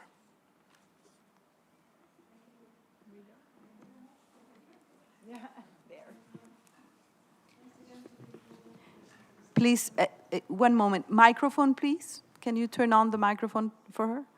Yeah, now you can speak. It has to be red for us to listen to you. Now it is. So thanks so much again to the Global Commission for this thought-provoking report.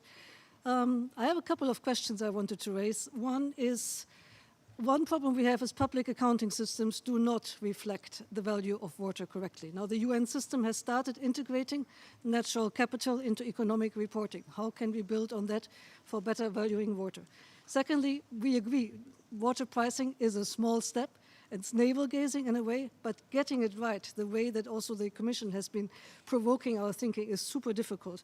So how can we arrive at these comprehensive and balanced policy packages where we have the polluter pay, but also have targeted social tariffs to make sure that what comes out is sort of both water efficiency and equity? And then the third question I would like to raise, super important, we think, the water harmful subsidies that persist. We have a clear commitment in the Global Biodiversity Framework. How do we kick it off? How do we start redirecting it? And as a last comment, is a comment, not a question, greater transparency in what businesses do. So the Global Biodiversity Framework Target 15 on mandatory disclosure is so important. And again, if this conference could come out with a greater call for water disclosure, that would be perfect. Thank you. Thank you very much. If you agree, I will take 2 or 3 questions and then come back to the commissioners to respond. I have, let me now look at the room. The gentleman here in the upper floor, yeah, you have the floor. Please introduce yourselves and just be mindful of the time. You have the floor, sir. Oh, thank you. My name is Eddie Ocampo. I'm with Self-Help Enterprises out of California. We work with a lot of disadvantaged communities in the Central California Valley, and the San Joaquin Valley. And a lot of this panel is particularly interesting to us because it's a diverse set of stakeholders, from mayors to environmental interests to private sector to farming interests, very much like the makeup of what the San Joaquin Valley is. And we are in the middle of implementing a multi-benefit land repurposing program to retire irrigated lands, probably to the tune of 20% of the irrigated lands in the Central Valley. And that process has involved bringing together a large group of stakeholders, a very diverse group of stakeholders. And these conversations today were very, well, created a lot more enthusiasm and hope on my part, in that I do believe that that trust-building part is very crucial to these conversations, these collaborations happening. Unfortunately, that's the part that, unless it's attached to a project, does not get funded. And I think that's the investment that needs to be made to facilitate, to have technical assistance providers to facilitate those conversations so that different stakeholders could be brought together and begin to have these conversations to identify these collaborative, conjunctive approaches that will provide multi-benefit to different communities. That's more my comment than my question. Thank you very much. Thank you. Thank you. I would like now to give the floor to Brenda Mallory, CQ Chair Mallory, Chair of the Council on Environmental Quality. Are you here?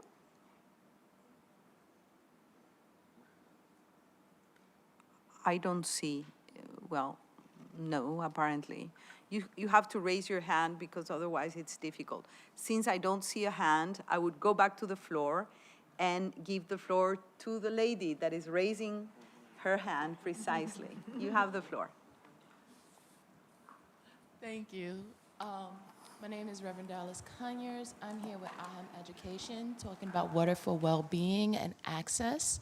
My question to the panel of whoever wants to accept and respond is, I hear a lot during this conference this year about water quantity, but I haven't had a lot of understanding of how we are addressing water quality, especially around industrial pollution and energy production processes. So I, for one, feel that even if I were able to get a gallon of water, if it is heavily polluted with toxic chemicals that come off of our production side of life, I don't want it in my body or in my skin or in the soil that is growing my food. So my question, maybe even our industry representative from Bayer can answer, is what are we doing to make sure that we are no longer toxifying our water so people can still access their water for their culture, for their ceremonial purposes, for cleaning their bodies, for watering their food, and for living life? Thank you. Thank you for your question. I would now take the floor back to the commissioners. First question on value in water, right ways to pricing water, the issue of harmful subsidies. I would ask that question to Tharman. Sure, thanks. So to be clear, pricing is central to everything we want to achieve, right? The failure to price water, not just at its full true value, but even to price it to cover its full costs, is behind the greatly inefficient use of water today. And that inefficiency in the use of water, together with a finite supply of fresh water, is what leads to a large number of people not having access to water, because some people are using too much of it too wastefully, and the discharge of water from its use is also often polluted. So there's too many people who have no access to water or only have access to polluted water. So pricing for efficient use of water is equitable, and we've got to understand that. And it is being done in a few places. My own country, Singapore, has been doing it for decades. It's fair. It ensures full access to clean water for everyone, and it's got to be accompanied with subsidies. You do need to subsidize the poor to make sure they can afford water. It's a system that provides the revenues that every water system needs. Revenues to maintain the system, to invest in the future, as well as to subsidize the poor.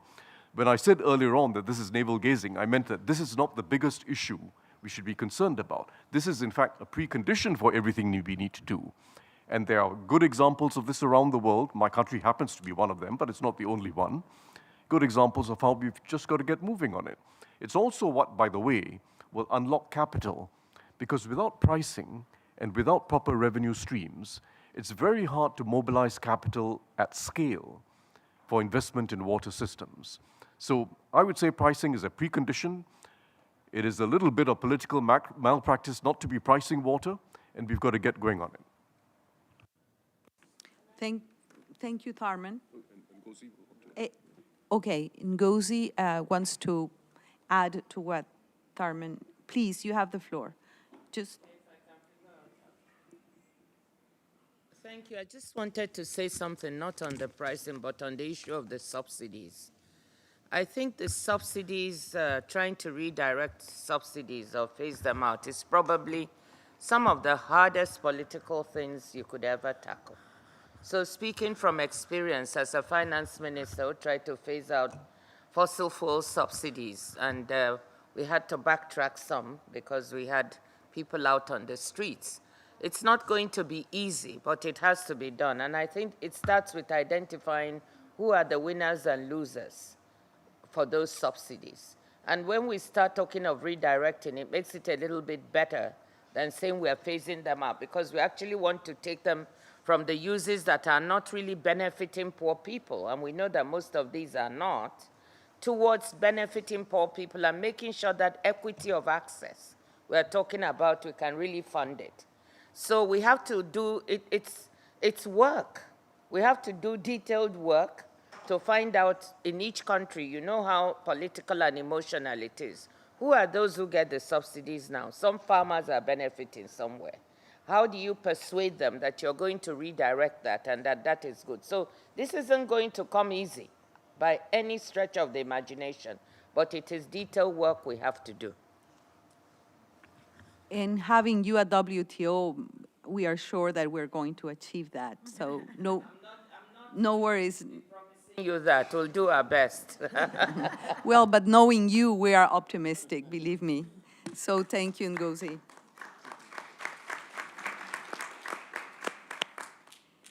Well, on the question posed by the gentleman up there, so about trust building, about disclosure, partnerships, I will turn to Naoko to answer that question.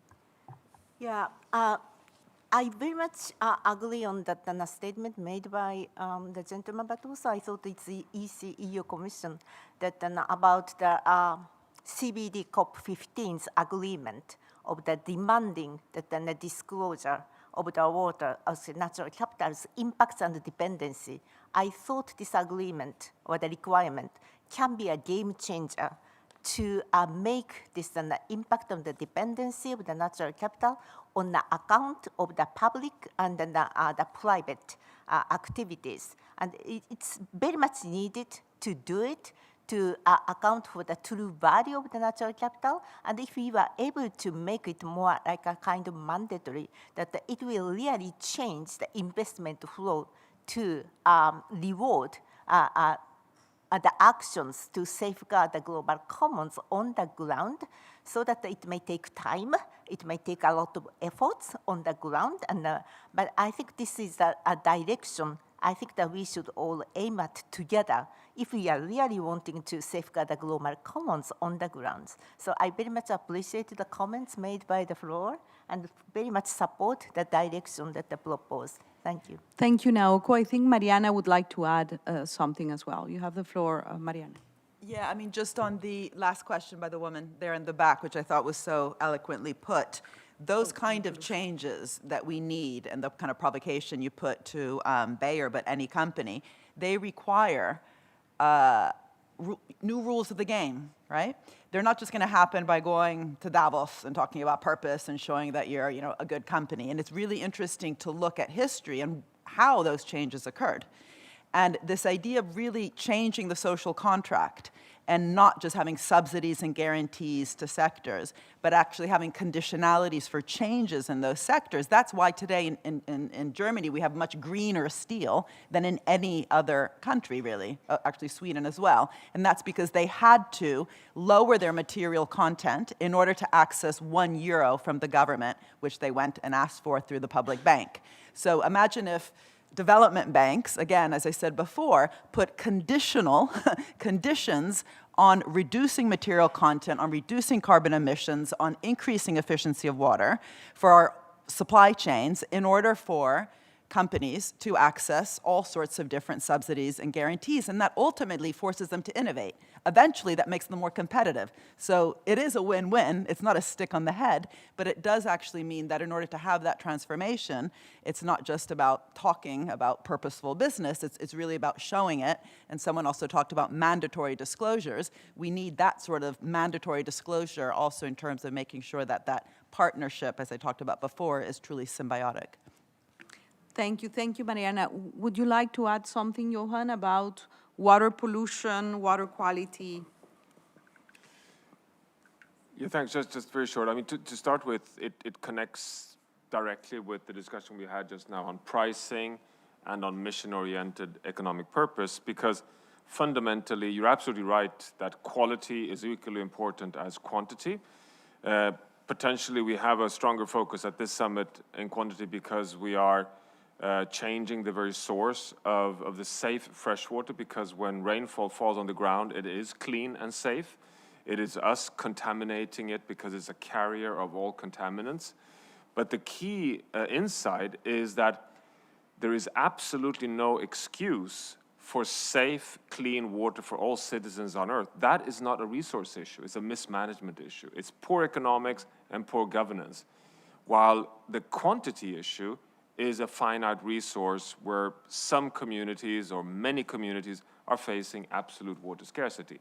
So that makes, our discussion so severe on water quality, because every 80 seconds, one child under 5 years dies because of waterborne diseases caused by our mismanagement. So it's an unexcusable threat to dignified lives, and that's something that we should be able to solve very fast. But finally, also to say that one of the question marks we still have on water quality is that because water is a carrier of all contaminants, and we have more and more microplastics, endocrine disruptors, antibiotics, so many chemical pollutants in the water that we're actually intoxicating many of our water sources well beyond just kind of cholera and the basics. And this is something that also needs to be put on the table very, very firmly, because we have to take that, very seriously to keep the water safe. Thank you, Johan. Let me check that, my long list of requests for the floor here, but is there, Josefina Maestu is in the room from the Ministry of Ecological Transition? No? Okay, so we'll go back to the room now, and we will go close to the lady just her. Okay, missed opportunity there. So you have the floor. Yeah, thank you, everyone. Please.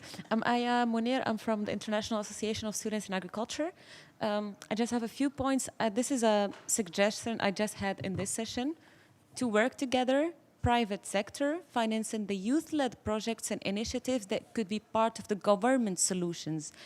There was like numbers stated before, but I can give an example that with 1,000 euros that we split among 3 projects, we help 3 local communities develop solutions.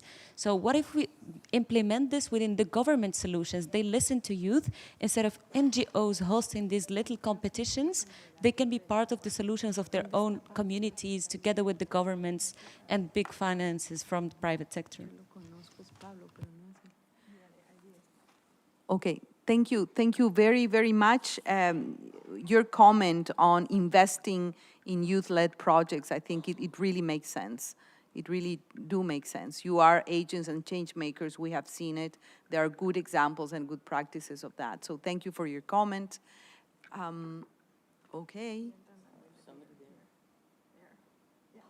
Here, you gentlemen, I will go up there afterwards. I will just jump high afterwards. You have the floor, sir.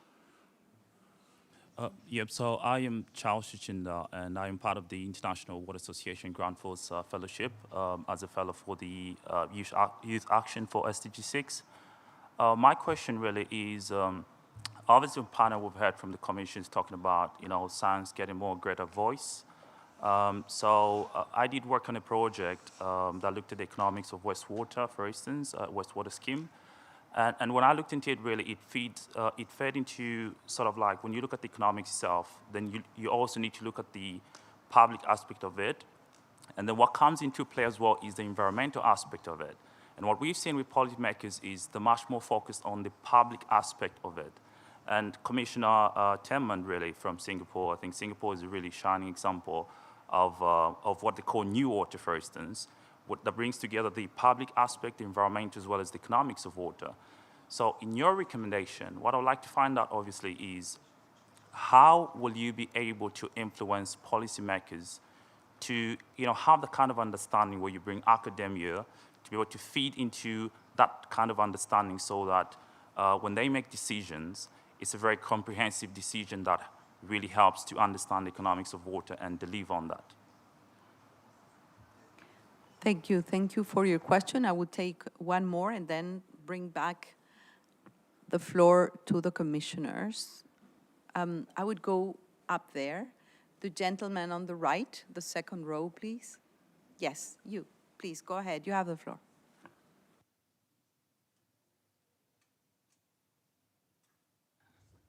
Which button? This one? Can you hear me? Please, yeah, we hear you. My name's Adrian Murray. I'm a researcher with the Blue Planet Project. Certainly, you've all laid out very well how urgent our current interventions are. This context, at this conference, in the context of the wider SDG agenda, seems to be a lot of mounting fear, concern, dread. We get a lot of aspirational language about the need for global missions, game-changing proposals and investments. But the solutions appear in some ways to be quite conventional. We've heard a lot of these proposals for years from the World Bank, World Water Council, multinationals, some of which have been in the room today, previous days in the conference, and so on. And this is despite the lack of evidence to support many of these solutions. If we, as Mayor Abu Taleb has said, efforts to mobilize private finance have not delivered. So these things that worked 20 years ago, why are we still trying them again? They certainly haven't worked in the water sector. Very little of this money coming from innovative finance approaches has rolled into it. So what we're proposing then, or what the Commission is proposing, is to expand measurement, pricing of water, and so on, integrating more and more of our planet and its more or less vulnerable residents and inhabitants into a global economic system whose very dynamism comes from exploiting these people and expropriating the natural resources like water, perhaps better understood as an ecosystem, though, of which humans are a part, which they rely on to survive. Bayer, Coca-Cola, and so on and so forth. And we haven't even gotten to finance yet, which Commission member Menfele Rampele has said is a repeat offender. Are we to rely then on voluntary standards that have dominated discussions that we've had here this week? But really, there are actually some solutions, which this discussion is perhaps only lightly touching on. It's well demonstrated that most water infrastructure has been publicly funded around the world, including and especially in countries of the North, whose extensive public water systems were developed with public finance, many which outlaw and continue to do that today. They outlaw privatization and partnerships. And I know many of the Commission members have done some really extensive work for the last decades, pointing to this strength of the public sector. And we can also think of international cooperation. How was MDG4 achieved? Public finance. But also there's the growing trend toward remunicipalization around the world. And as I close up, the enormous number of community water management systems around the world. These are concrete examples of alternatives which plow back any surplus into making services better. So how do we use these alternatives to achieve our global goals? We could start with global tax reform. How about debt justice? How about reparations with a focus on historical and contemporary injustice and climate? I'm also part of the People's Water Forum, a global network of water justice organizations here that launched a water justice manifesto, which you can find. Just check out the hashtag Water Justice Manifesto, go to thepeopleswaterforum.org. And let's start hearing from some of the frontline water defenders, the people that are struggling in frontline communities to protect and defend the water that we are indeed a part of. Thank you. Thank you.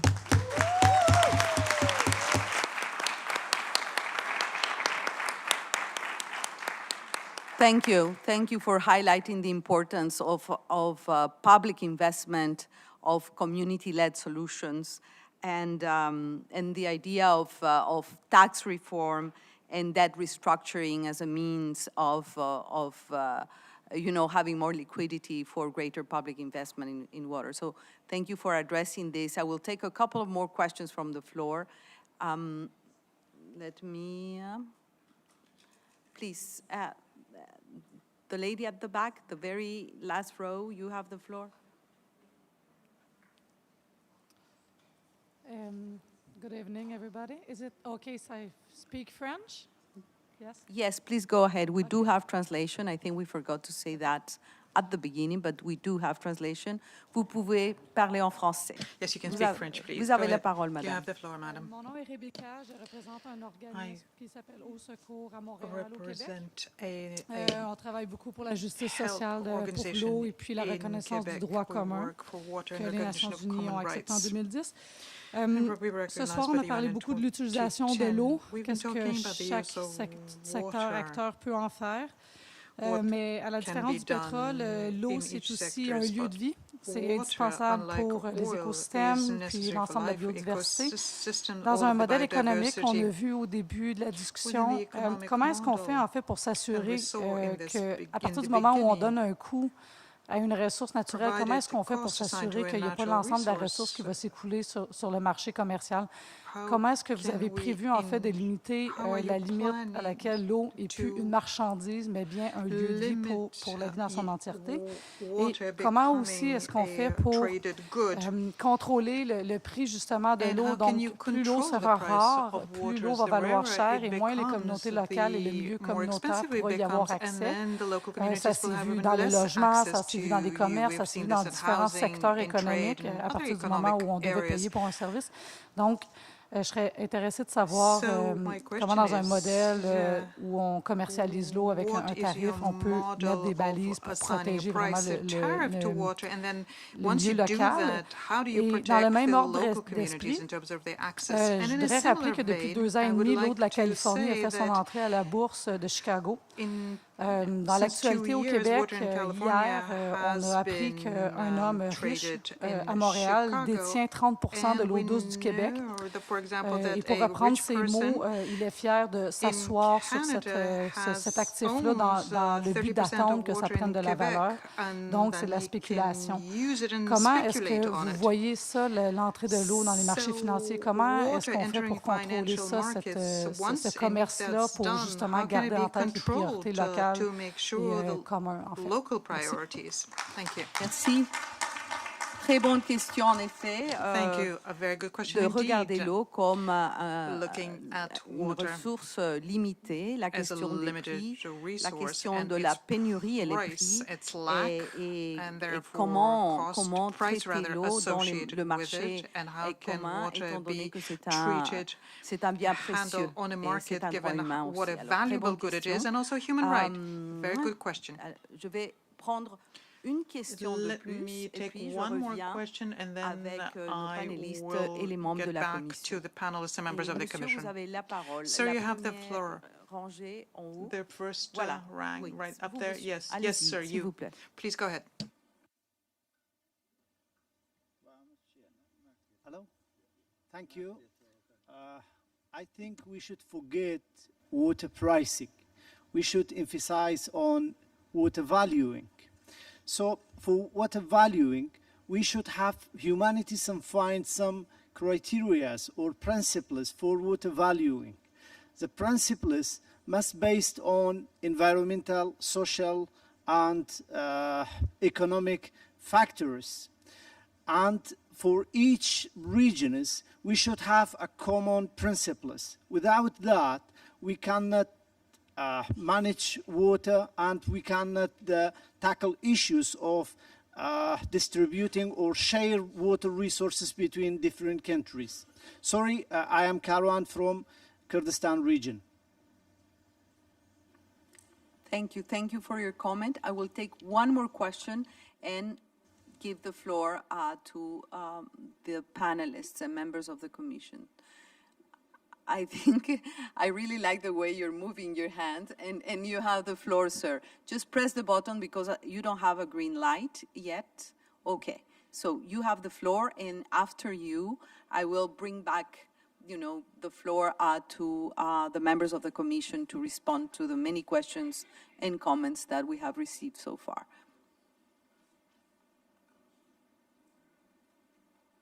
Yes, yes, please, the microphone back there. Last row. Okay. Bien. Okay. Me chiamo Renato Di Nicola, vengo da Italia. me preguntaba una cosa fundamental. Se habla de agricultores, pero el problema es que hay campesinos y terratenientes. Así que creo, por favor, que cuando hablan de agricultura específica, ¿de quién están hablando? Acá no he escuchado ningún campesino hablar. Hay sindicatos enormes en todo el mundo de campesinos, vía campesina y tanta, pero no hacen parte de la economía, pero no tienen palabra. Y también los obreros. Hay millones de obreros al mundo, pero no tienen palabra acá. Por favor, la próxima vez inviten también la gente real que trabaja y que hace y que produce economía. Gracias. Muy buen punto, muy buen punto. La voz de los agricultores y de los campesinos, de las mujeres rurales que tienen tanto que ver con la seguridad alimentaria, tienen que tener una voz y estar aquí representadas. Muy buen punto, muchas gracias.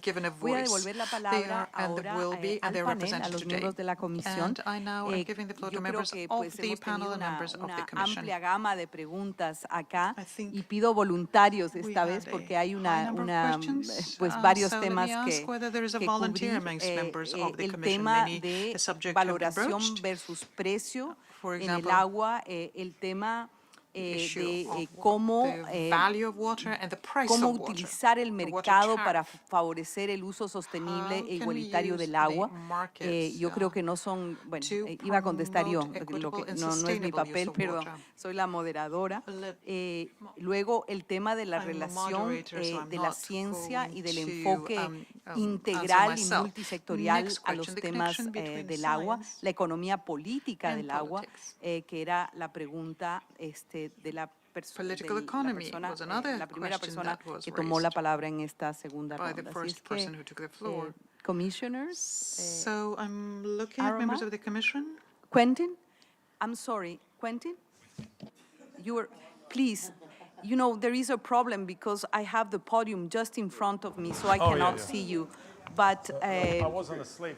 I was surprised I was asked.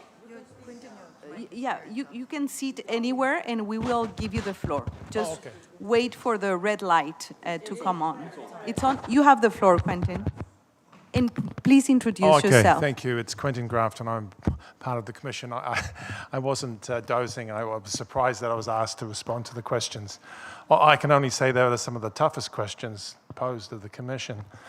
The first thing, I think it has to be said, that there are 7 key messages in Turning of the Tide, and it's necessarily a brief document. There is a much more substantial document that's available, which actually gives some of the responses, I think, that were asked in terms of the questions today. And one of those responses is about the value of water. So the value of water is not the same as the price of water. Price of water is what you pay for it. The value of the water is what it is in terms of goods and services and the cultural other values associated with water. So we've created this value diamond within that larger report. It couldn't be in the smaller report because of space limitations. And on one side, you see the traditional business as usual, cost-benefit analysis, et cetera, to ways to determine how you would make investments in water. Nothing wrong with that in the sense that it has its own usefulness. But what's missing, and I think in these questions that have come through today, is that the value side is missing. So when I say the value side, I mean the non-market values. So we heard from an indigenous leader earlier about the cultural values of water. They're as equally as important as the material and the market values. And that's part of the solution. If we don't measure the values, the non-market values, and if we don't take them into account, then understandably we are not going to get the allocation of water in the way that it needs to be. And I'll go to what my fellow Commissioner Tarman said. That's efficiency. People don't understand this, perhaps, is that to be efficient is to actually deliver the value of water to everybody. That's efficiency. It's not about the material per se, it's about beyond that. The second issue is the issue of justice. So justice is a key issue in terms of the Commission's discussions, and all of us to collectively have identified that. It is in this report in terms of justice water networks, and it's my hope I hope it will happen, that we will actually engage with communities that are impoverished and that they will have their voices amplified. It's not that they don't have voices, that they have those voices have not been listened to. And that's why we have, in part, the water crisis that we have today. So I believe that's another role for the Commission, is to listen, as that's what we've been doing in the last couple of hours. So I think that responds to some of the points. The points of the lady from Montreal is in that, I think, in the same vein. The issues of the campesinos is, again, I think, in the same issue. It's a justice, it's a value issue. And then the discussion around what to do, that is a debate. I don't believe the Commission has determined that it's got to be X, Y, and Z. X, Y, and Z won't work in every particular context. It has to be context-specific, biophysical and socioeconomic differences. So I don't believe there's a universal solution. There are universal approaches and strategies, but there's not a universal solution for the world water crisis. And again, it will only be determined by working with communities, listening to communities, and developing bespoke approaches to the many, many challenges of the world water crisis. Thank you.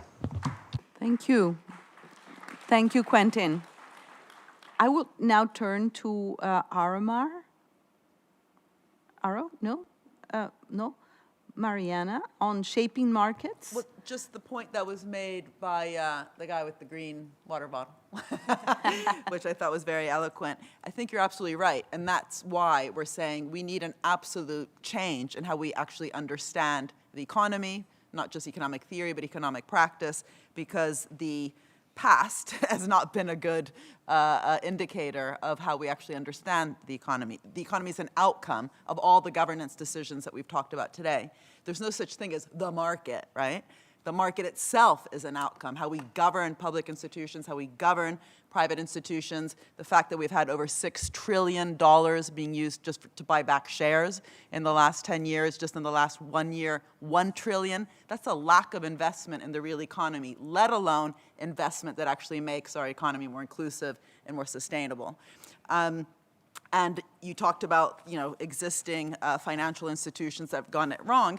We need to change that. So the kind of, I talked before about conditionalities. We had the wrong conditionalities in the past that actually reduced the fiscal space that you said that's needed. IMF loans in the past were conditional on just kind of obsessing about government deficits. Today, they should actually be conditional on making sure that any country receiving money or sectors receiving money are actually aligned seriously with evidence in a way that's mandatory disclosure driven towards what we're actually trying to do, as opposed to this kind of world of guarantees, subsidies just to stay in place.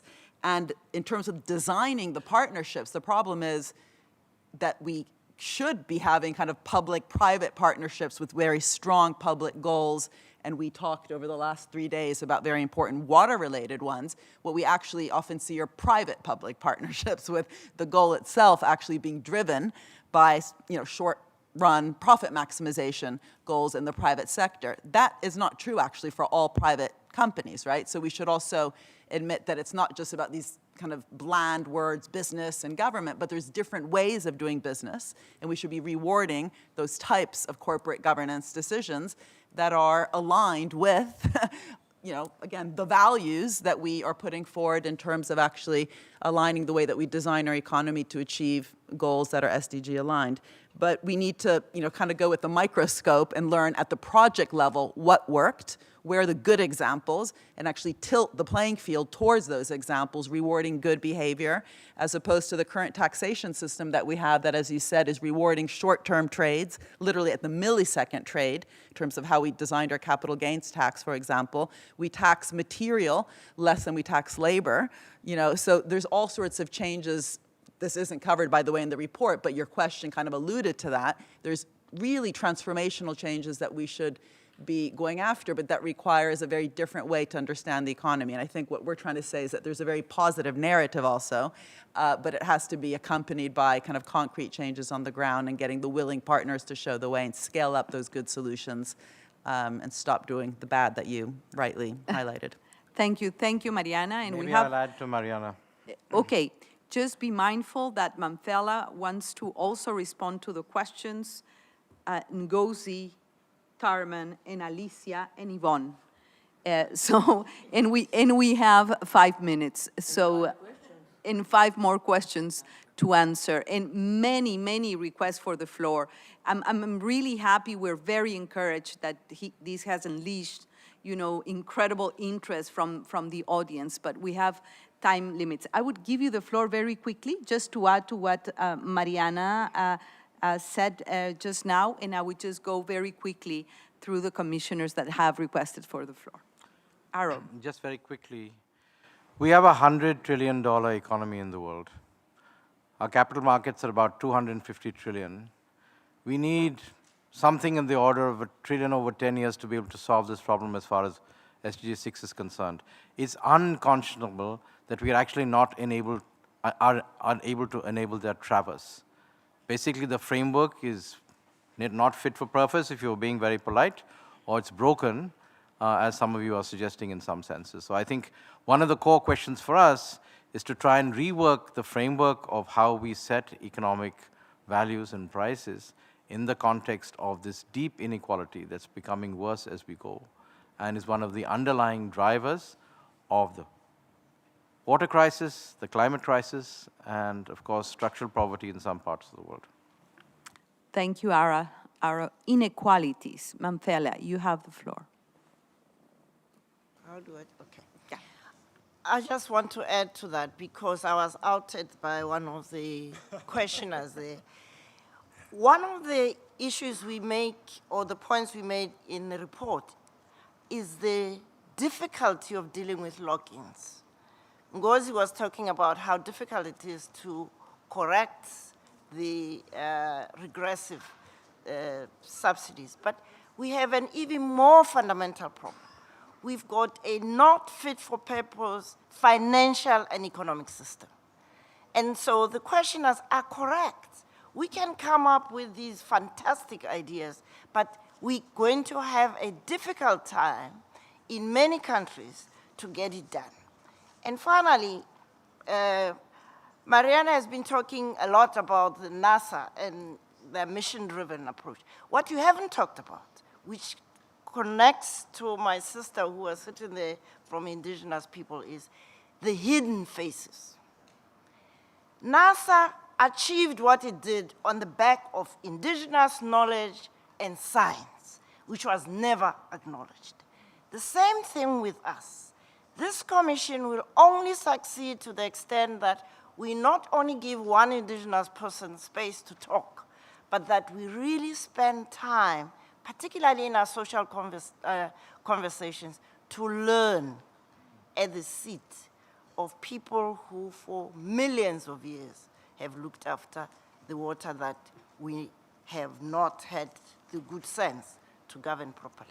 Thank you. Thank you, Mamfela. Great. Calling for truly intercultural, intergenerational dialogue. It is a must indeed. Ngozi?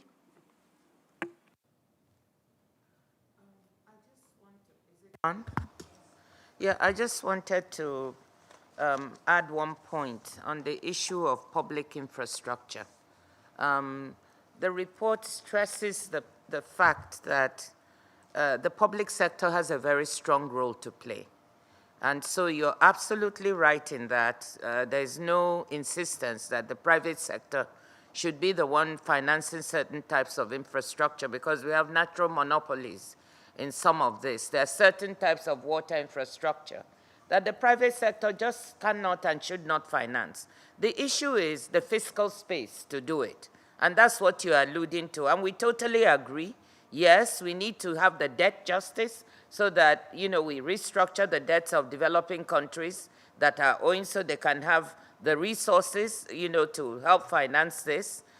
We need to redirect subsidies, like I said, so it stops financing the wrong things and can be used to finance some of this type of infrastructure that is needed.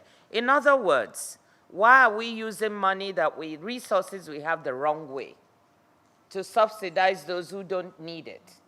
Whereas we have lots of public infrastructure that needs to be financed without the resources. So it's not one instrument.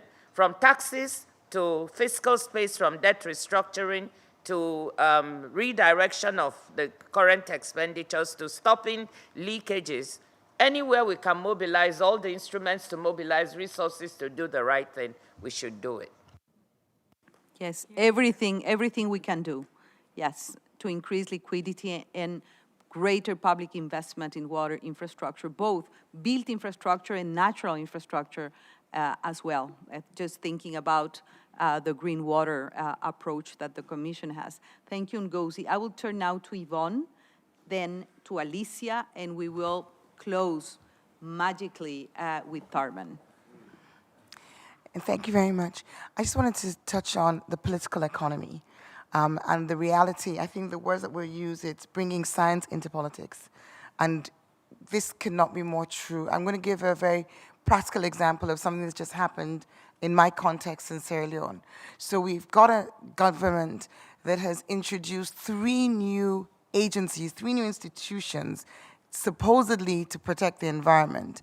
But in reality, policy and rhetoric, reality and rhetoric are often very different. 2 days ago, a press release was issued telling the nation that that the government was going to be giving away acres, I think it's 1,000 town lots of prime forest reserve, which is protecting the main water catchment area in the city. They're going to be giving them away to motorcycle riders because there's an election happening in 3 months. And it's that short-termism, it's that lack of political will, it's that political expediency which does not align with our commitments to protecting water and ensuring that we actually follow this agenda, which is a reality time and time again. Tharman said democracies, it depends on democracy, but the message is the same. And this is what we are seeking to address. And I think, very quickly, sorry, I think the answer is the youth. I think the answer is bringing accountability and getting the voices of the youth and civil society to push back and ensure that that political space is challenged. Thank you, Yvonne. And we are way over time, but I would like to give the floor to Marta Rojas, a commissioner of the Commission, and she hasn't spoken, so I would love to give her the floor and then come back to the podium. Marta, you have the floor. Thank you. So it was not specifically a question, but there was a word that was mentioned in the last interventions, and it was about sustainability. And this is something that we are looking in the Commission as well. And we just heard about the question of forests. And it's this relationship between water and biodiversity. And we heard from Johan about this linkage between blue and green water in terms of precipitation and how water goes into the soils. And there is a dimension that we're also looking at in the Commission, and it's the role of the ecosystems, and in particular, freshwater ecosystems, like rivers, lakes, marshes. All these ecosystems are related to water, which actually are the source of water. They regulate water flows. They work like sponges, that help and are critical in terms of managing and regulating floods and droughts, but also purify. So closing the loop, it's looking at how water contributes to nature, but also how nature is critical to ensure the sustainability of water in terms of availability, in terms of regulating the flows, but also in terms of purification. In addition, of course, to all the other benefits in terms of biodiversity, species, food, and fisheries, which are so important for the broader objectives that we are seeking. So thank you. Thank you, Marta. Very important points. The former executive secretary of the Ramsar Convention just spoke. It really showed. So thank you for your great comments, Marta. I would turn now to Alicia Bárcena for a very short comment, she said, and then we will go to the closing moment of this session. Thank you. Thank you very much. I wanted to respond to one question that was addressed early, and that is related to data. And I wanted to say that one of the things we need to push for is that the national accounts system includes water. I don't think this is enough, and we need to move into the, I would say, the ecosystem accounting as well. And this has to be done by the national systems of statistics, and the global statistics need to do this because GDP, by the way, we have to go beyond GDP on many of these things, is not taking into account this type water as a good.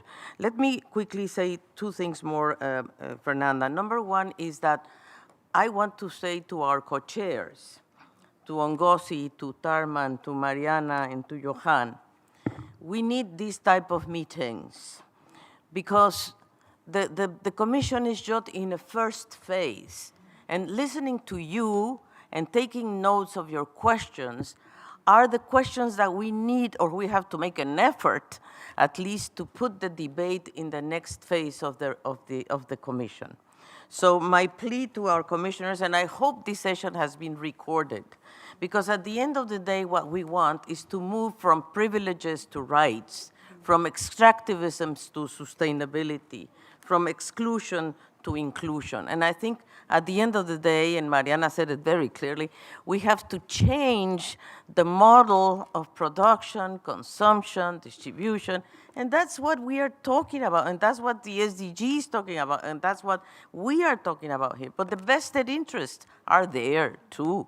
So what we have to put forward is a new vision for sustainable development as a whole, using water, of course, as an example.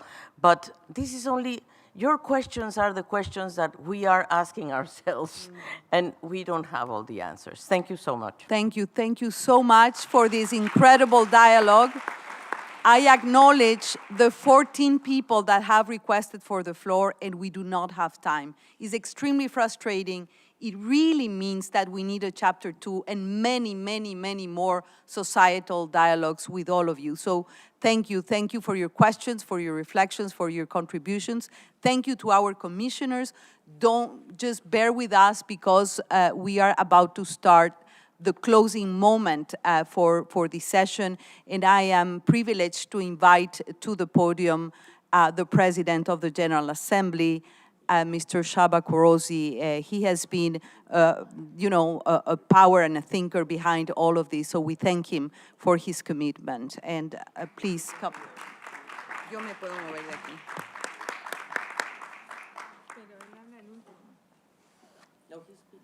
Oh, you're speaking from there.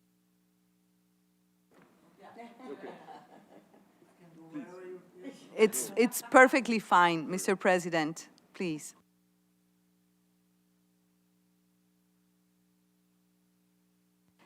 Yeah, well, after Mr. President of the General Assembly, we will, listen to finer words from the commissioners as well. So do not leave, stay with us.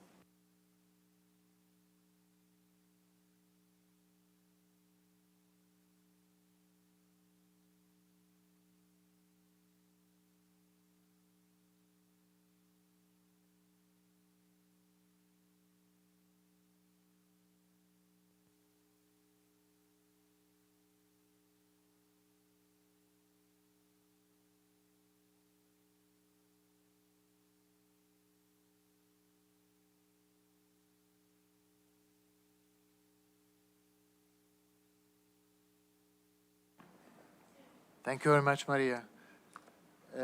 Dear friends, for those who did not hear this last conversation, Maria told me to come here to take her place. And I asked her, how could I take your place? She said, you did already. And she has a point. Sorry. But she left a great, great heritage. Dear Maria, dear Minister, Commissioners, I came here today to listen to you and to learn, and I benefited a lot. I came here to thank you. Thank you very much indeed for this huge work you have done and for this huge experience you shared with us all. I thank the whole Global Commission on the Economics of Water to address the most difficult issues, the most complex issues we heard this afternoon. How to make water security fair and sustainable. I would like to thank you also for the method you are doing it by relying on a very robust science, underpinning your political messages and offering us the well-constructed knowledge. It's a prototype of thinking and prototype of methods we would like to see in many areas of the deliberations of the United Nations. We are missing it very much. We are painfully missing it. What you are offering us is a science-based systemic solutions. Not to complicate issues, but to make them working well. That's exactly what we need in time of crisis. That's exactly what we need when we are looking for lasting, integrated, and systemic solutions. The preliminary outcomes of your report are very, very encouraging. What I heard and what I read from you today and the previous days, just giving me the hope that you will offer very good solutions, workable solutions. I would like to encourage to go ahead. To deliver on the transformation, what we are about here in this house, we need to understand the interlinkages of challenges, all the challenges we face, and the nature of the drivers of the crises we are facing with. You are absolutely right, and I fully concur with those opinions I heard in the last 10 minutes as well, that we need to develop a new economics on water to unpack the various values represented by water. How to understand the different roles of water and the role of water as one of the drivers of the economy, one of the drivers of social and environmental sustainability. Your work will help us to secure more water, climate, eco and people-smart investments as well. Listening to your debates, I also understood that there might be still a lot of questions to be answered. Very difficult questions, but very relevant questions that will help us understanding some options that are ahead of us. Your answers will be very helpful on how to measure all externalities of the subsidies we are providing now, how to reset values and prices, how to factor in climate and eco-smart economic behavior into the decisions when thinking about loans and giving loans and grants. It is clear that the decisions and programs in this House should be based on scientific evidence. So far, they were not really based on scientific evidence. But you are indicating the way ahead, and I would like to thank you for that. The topic that you are working on is absolutely essential for a more circular economy, guided by more human and ecosystem-centric way of how we measure and value economic success. Hopefully this will be picked up in the tomorrow's outcome summary and reflected in broad coalitions for action. And I'm also very hopeful that your approach will be respected and reflected in the institutional reforms we need in this House. We are going to discuss these reforms very soon. So once again, my big thank to you. Congratulations to all of you. And I'm very happy that I had the opportunity to spend the last couple of hours with you. Thank you much indeed.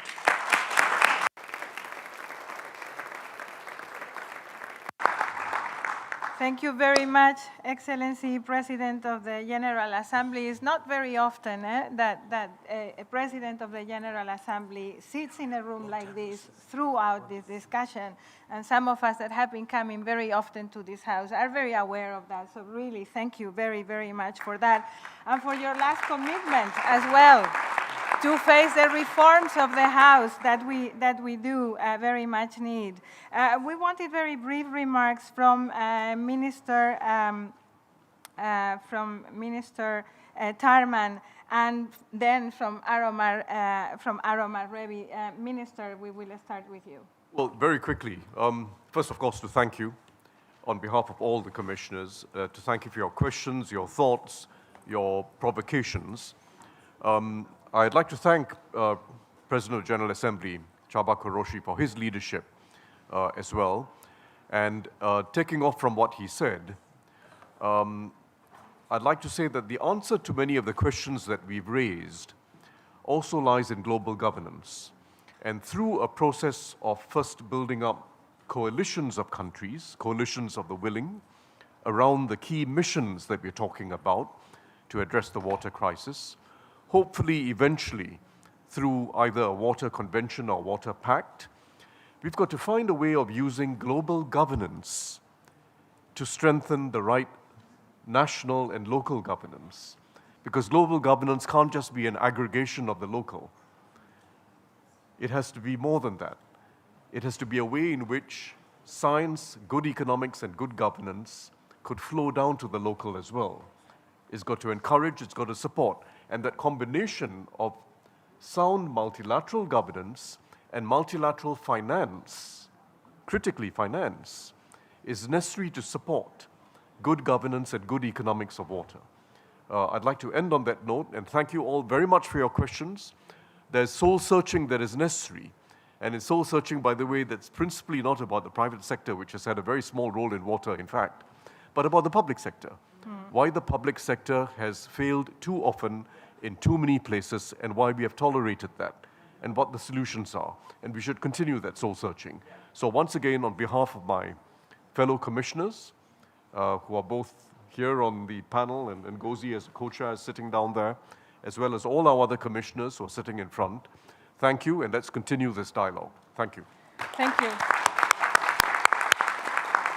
Well, thank you very much, and thank you to all the stakeholders that have taken the floor and provided inputs. I think the commissioners will agree with me that they were very much aligned with the proposals that are being made by the report. And the report is actually a report that is whose call for action is relevant not only for water, but for most of the rest of the agendas. I mean, the bold recommendations are around reforming the economic system and the financial system are applicable also to the governance systems, and the fact that our governance system has been accepting inequality as a pattern.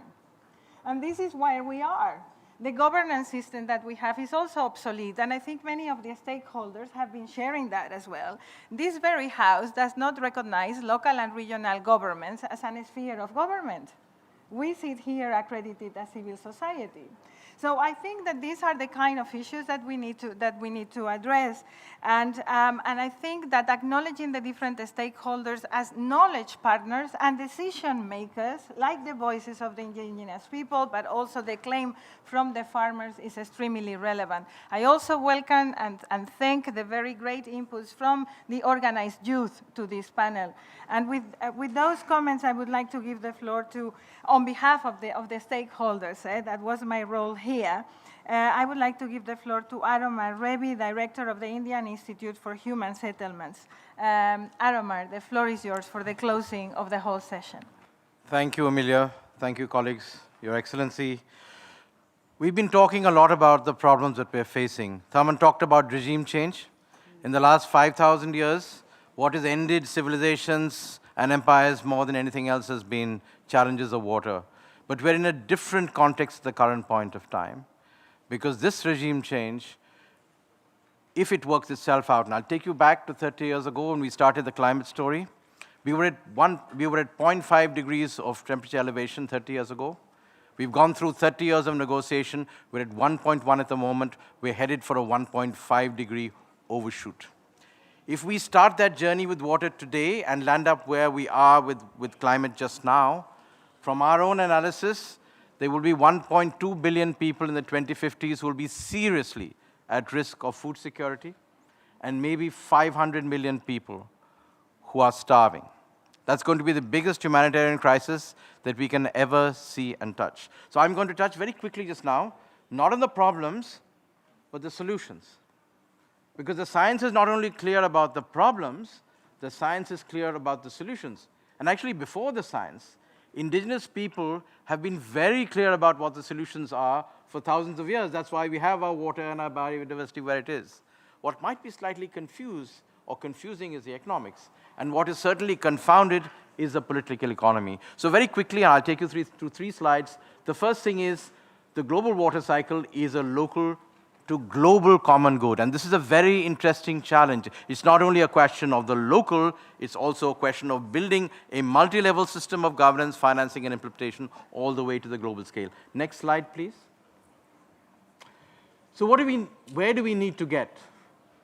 To the safe and just delivery of human well-being and ecosystem health by 2050. That is fundamental to our future. And that must be met within the global water limits, recognizing that the water cycle is a global common good. This is the challenge. We've talked about it in the SDGs. The PGA led that process 8 years ago. The challenge is to do it within the new bounds that we're talking about, which means transformational change from the local to the global. It means bringing together 3 agendas that are critical to this house: the SDGs, climate action, and biodiversity conservation. Next slide, please. So how can we implement this transformational change? Some of you, especially in the podium, can't see this. And this is where I think the interesting question is. This is a systemic crisis, so it needs a systemic response. The most critical opening move in the response is a transition of the food systems, which touches us on SDGs 2 most critically, and SDG 1, because if you don't do SDG 2, you will never get SDG 1. Next. Dealing with the health system crisis, this is what WASH is about. This is one of the most important factors in actually improving human health. This is about 150 years of improvement in public health that we've seen most effectively. Next slide. After that, the core question of sustainable cities and communities and the infrastructure transition. In a world that's going to be increasingly urban, and we have the major groups here that deal with local government, this is one of the most critical questions that we have to deal with, but it has to be done in consonance with food systems and with health systems. Next slide. And then you have the core question we don't talk about too much, which is about sustainable livelihoods. There is a narrative built around the climate transition that's linked to new green jobs. I can tell you, if we have to transform our agricultural sectors, our water sectors, our health sectors, we have a tremendous amount of new livelihoods that will be built about this new water economy. We need to understand it. We need to draw upon the hundreds of millions of people who are actually working in the sector and whose jobs will be transformed. Critically, to support that is a land use and ecosystem transition, SDGs 14 and 15, and of course, climate. Move to the next one. Biodiversity conservation transition, which is SDGs 14 and 15. Then dealing with questions of water quality, which we don't talk about very much. Somebody from the floor dealt with it quite clearly. That is targets 6.1 and 6.3. But finally, something that is very critical and I think close to our hearts in this room, and that is the societal transitions. If we are not able to, and this is a clear learning from COVID, if we're not able to mobilize citizens and people to actually deal with economic and gender inequality or economic and gender equality, this process is not going to work. So I've laid out for you 8 separate transitions which together will provide us the framework for the solution set that, among many others, and in consultation with yourselves, the Commission might actually go ahead and examine over the next year to try and see whether we can bring you something clearly for the summit to the future. So I'll stop there, and thank you very much for for your attention, Your Excellency. Just a small remark here. You led us 8 years ago into sort of, let's say, the valley of the SDGs. I think it is your opportunity now to take us, hopefully, into a negotiation for a global compact or a global treaty on water. It's not going to be an easy task, but I think that's the necessity of the hour, and that's what a lot of the stakeholders in this room are actually talking to. Thank you very much.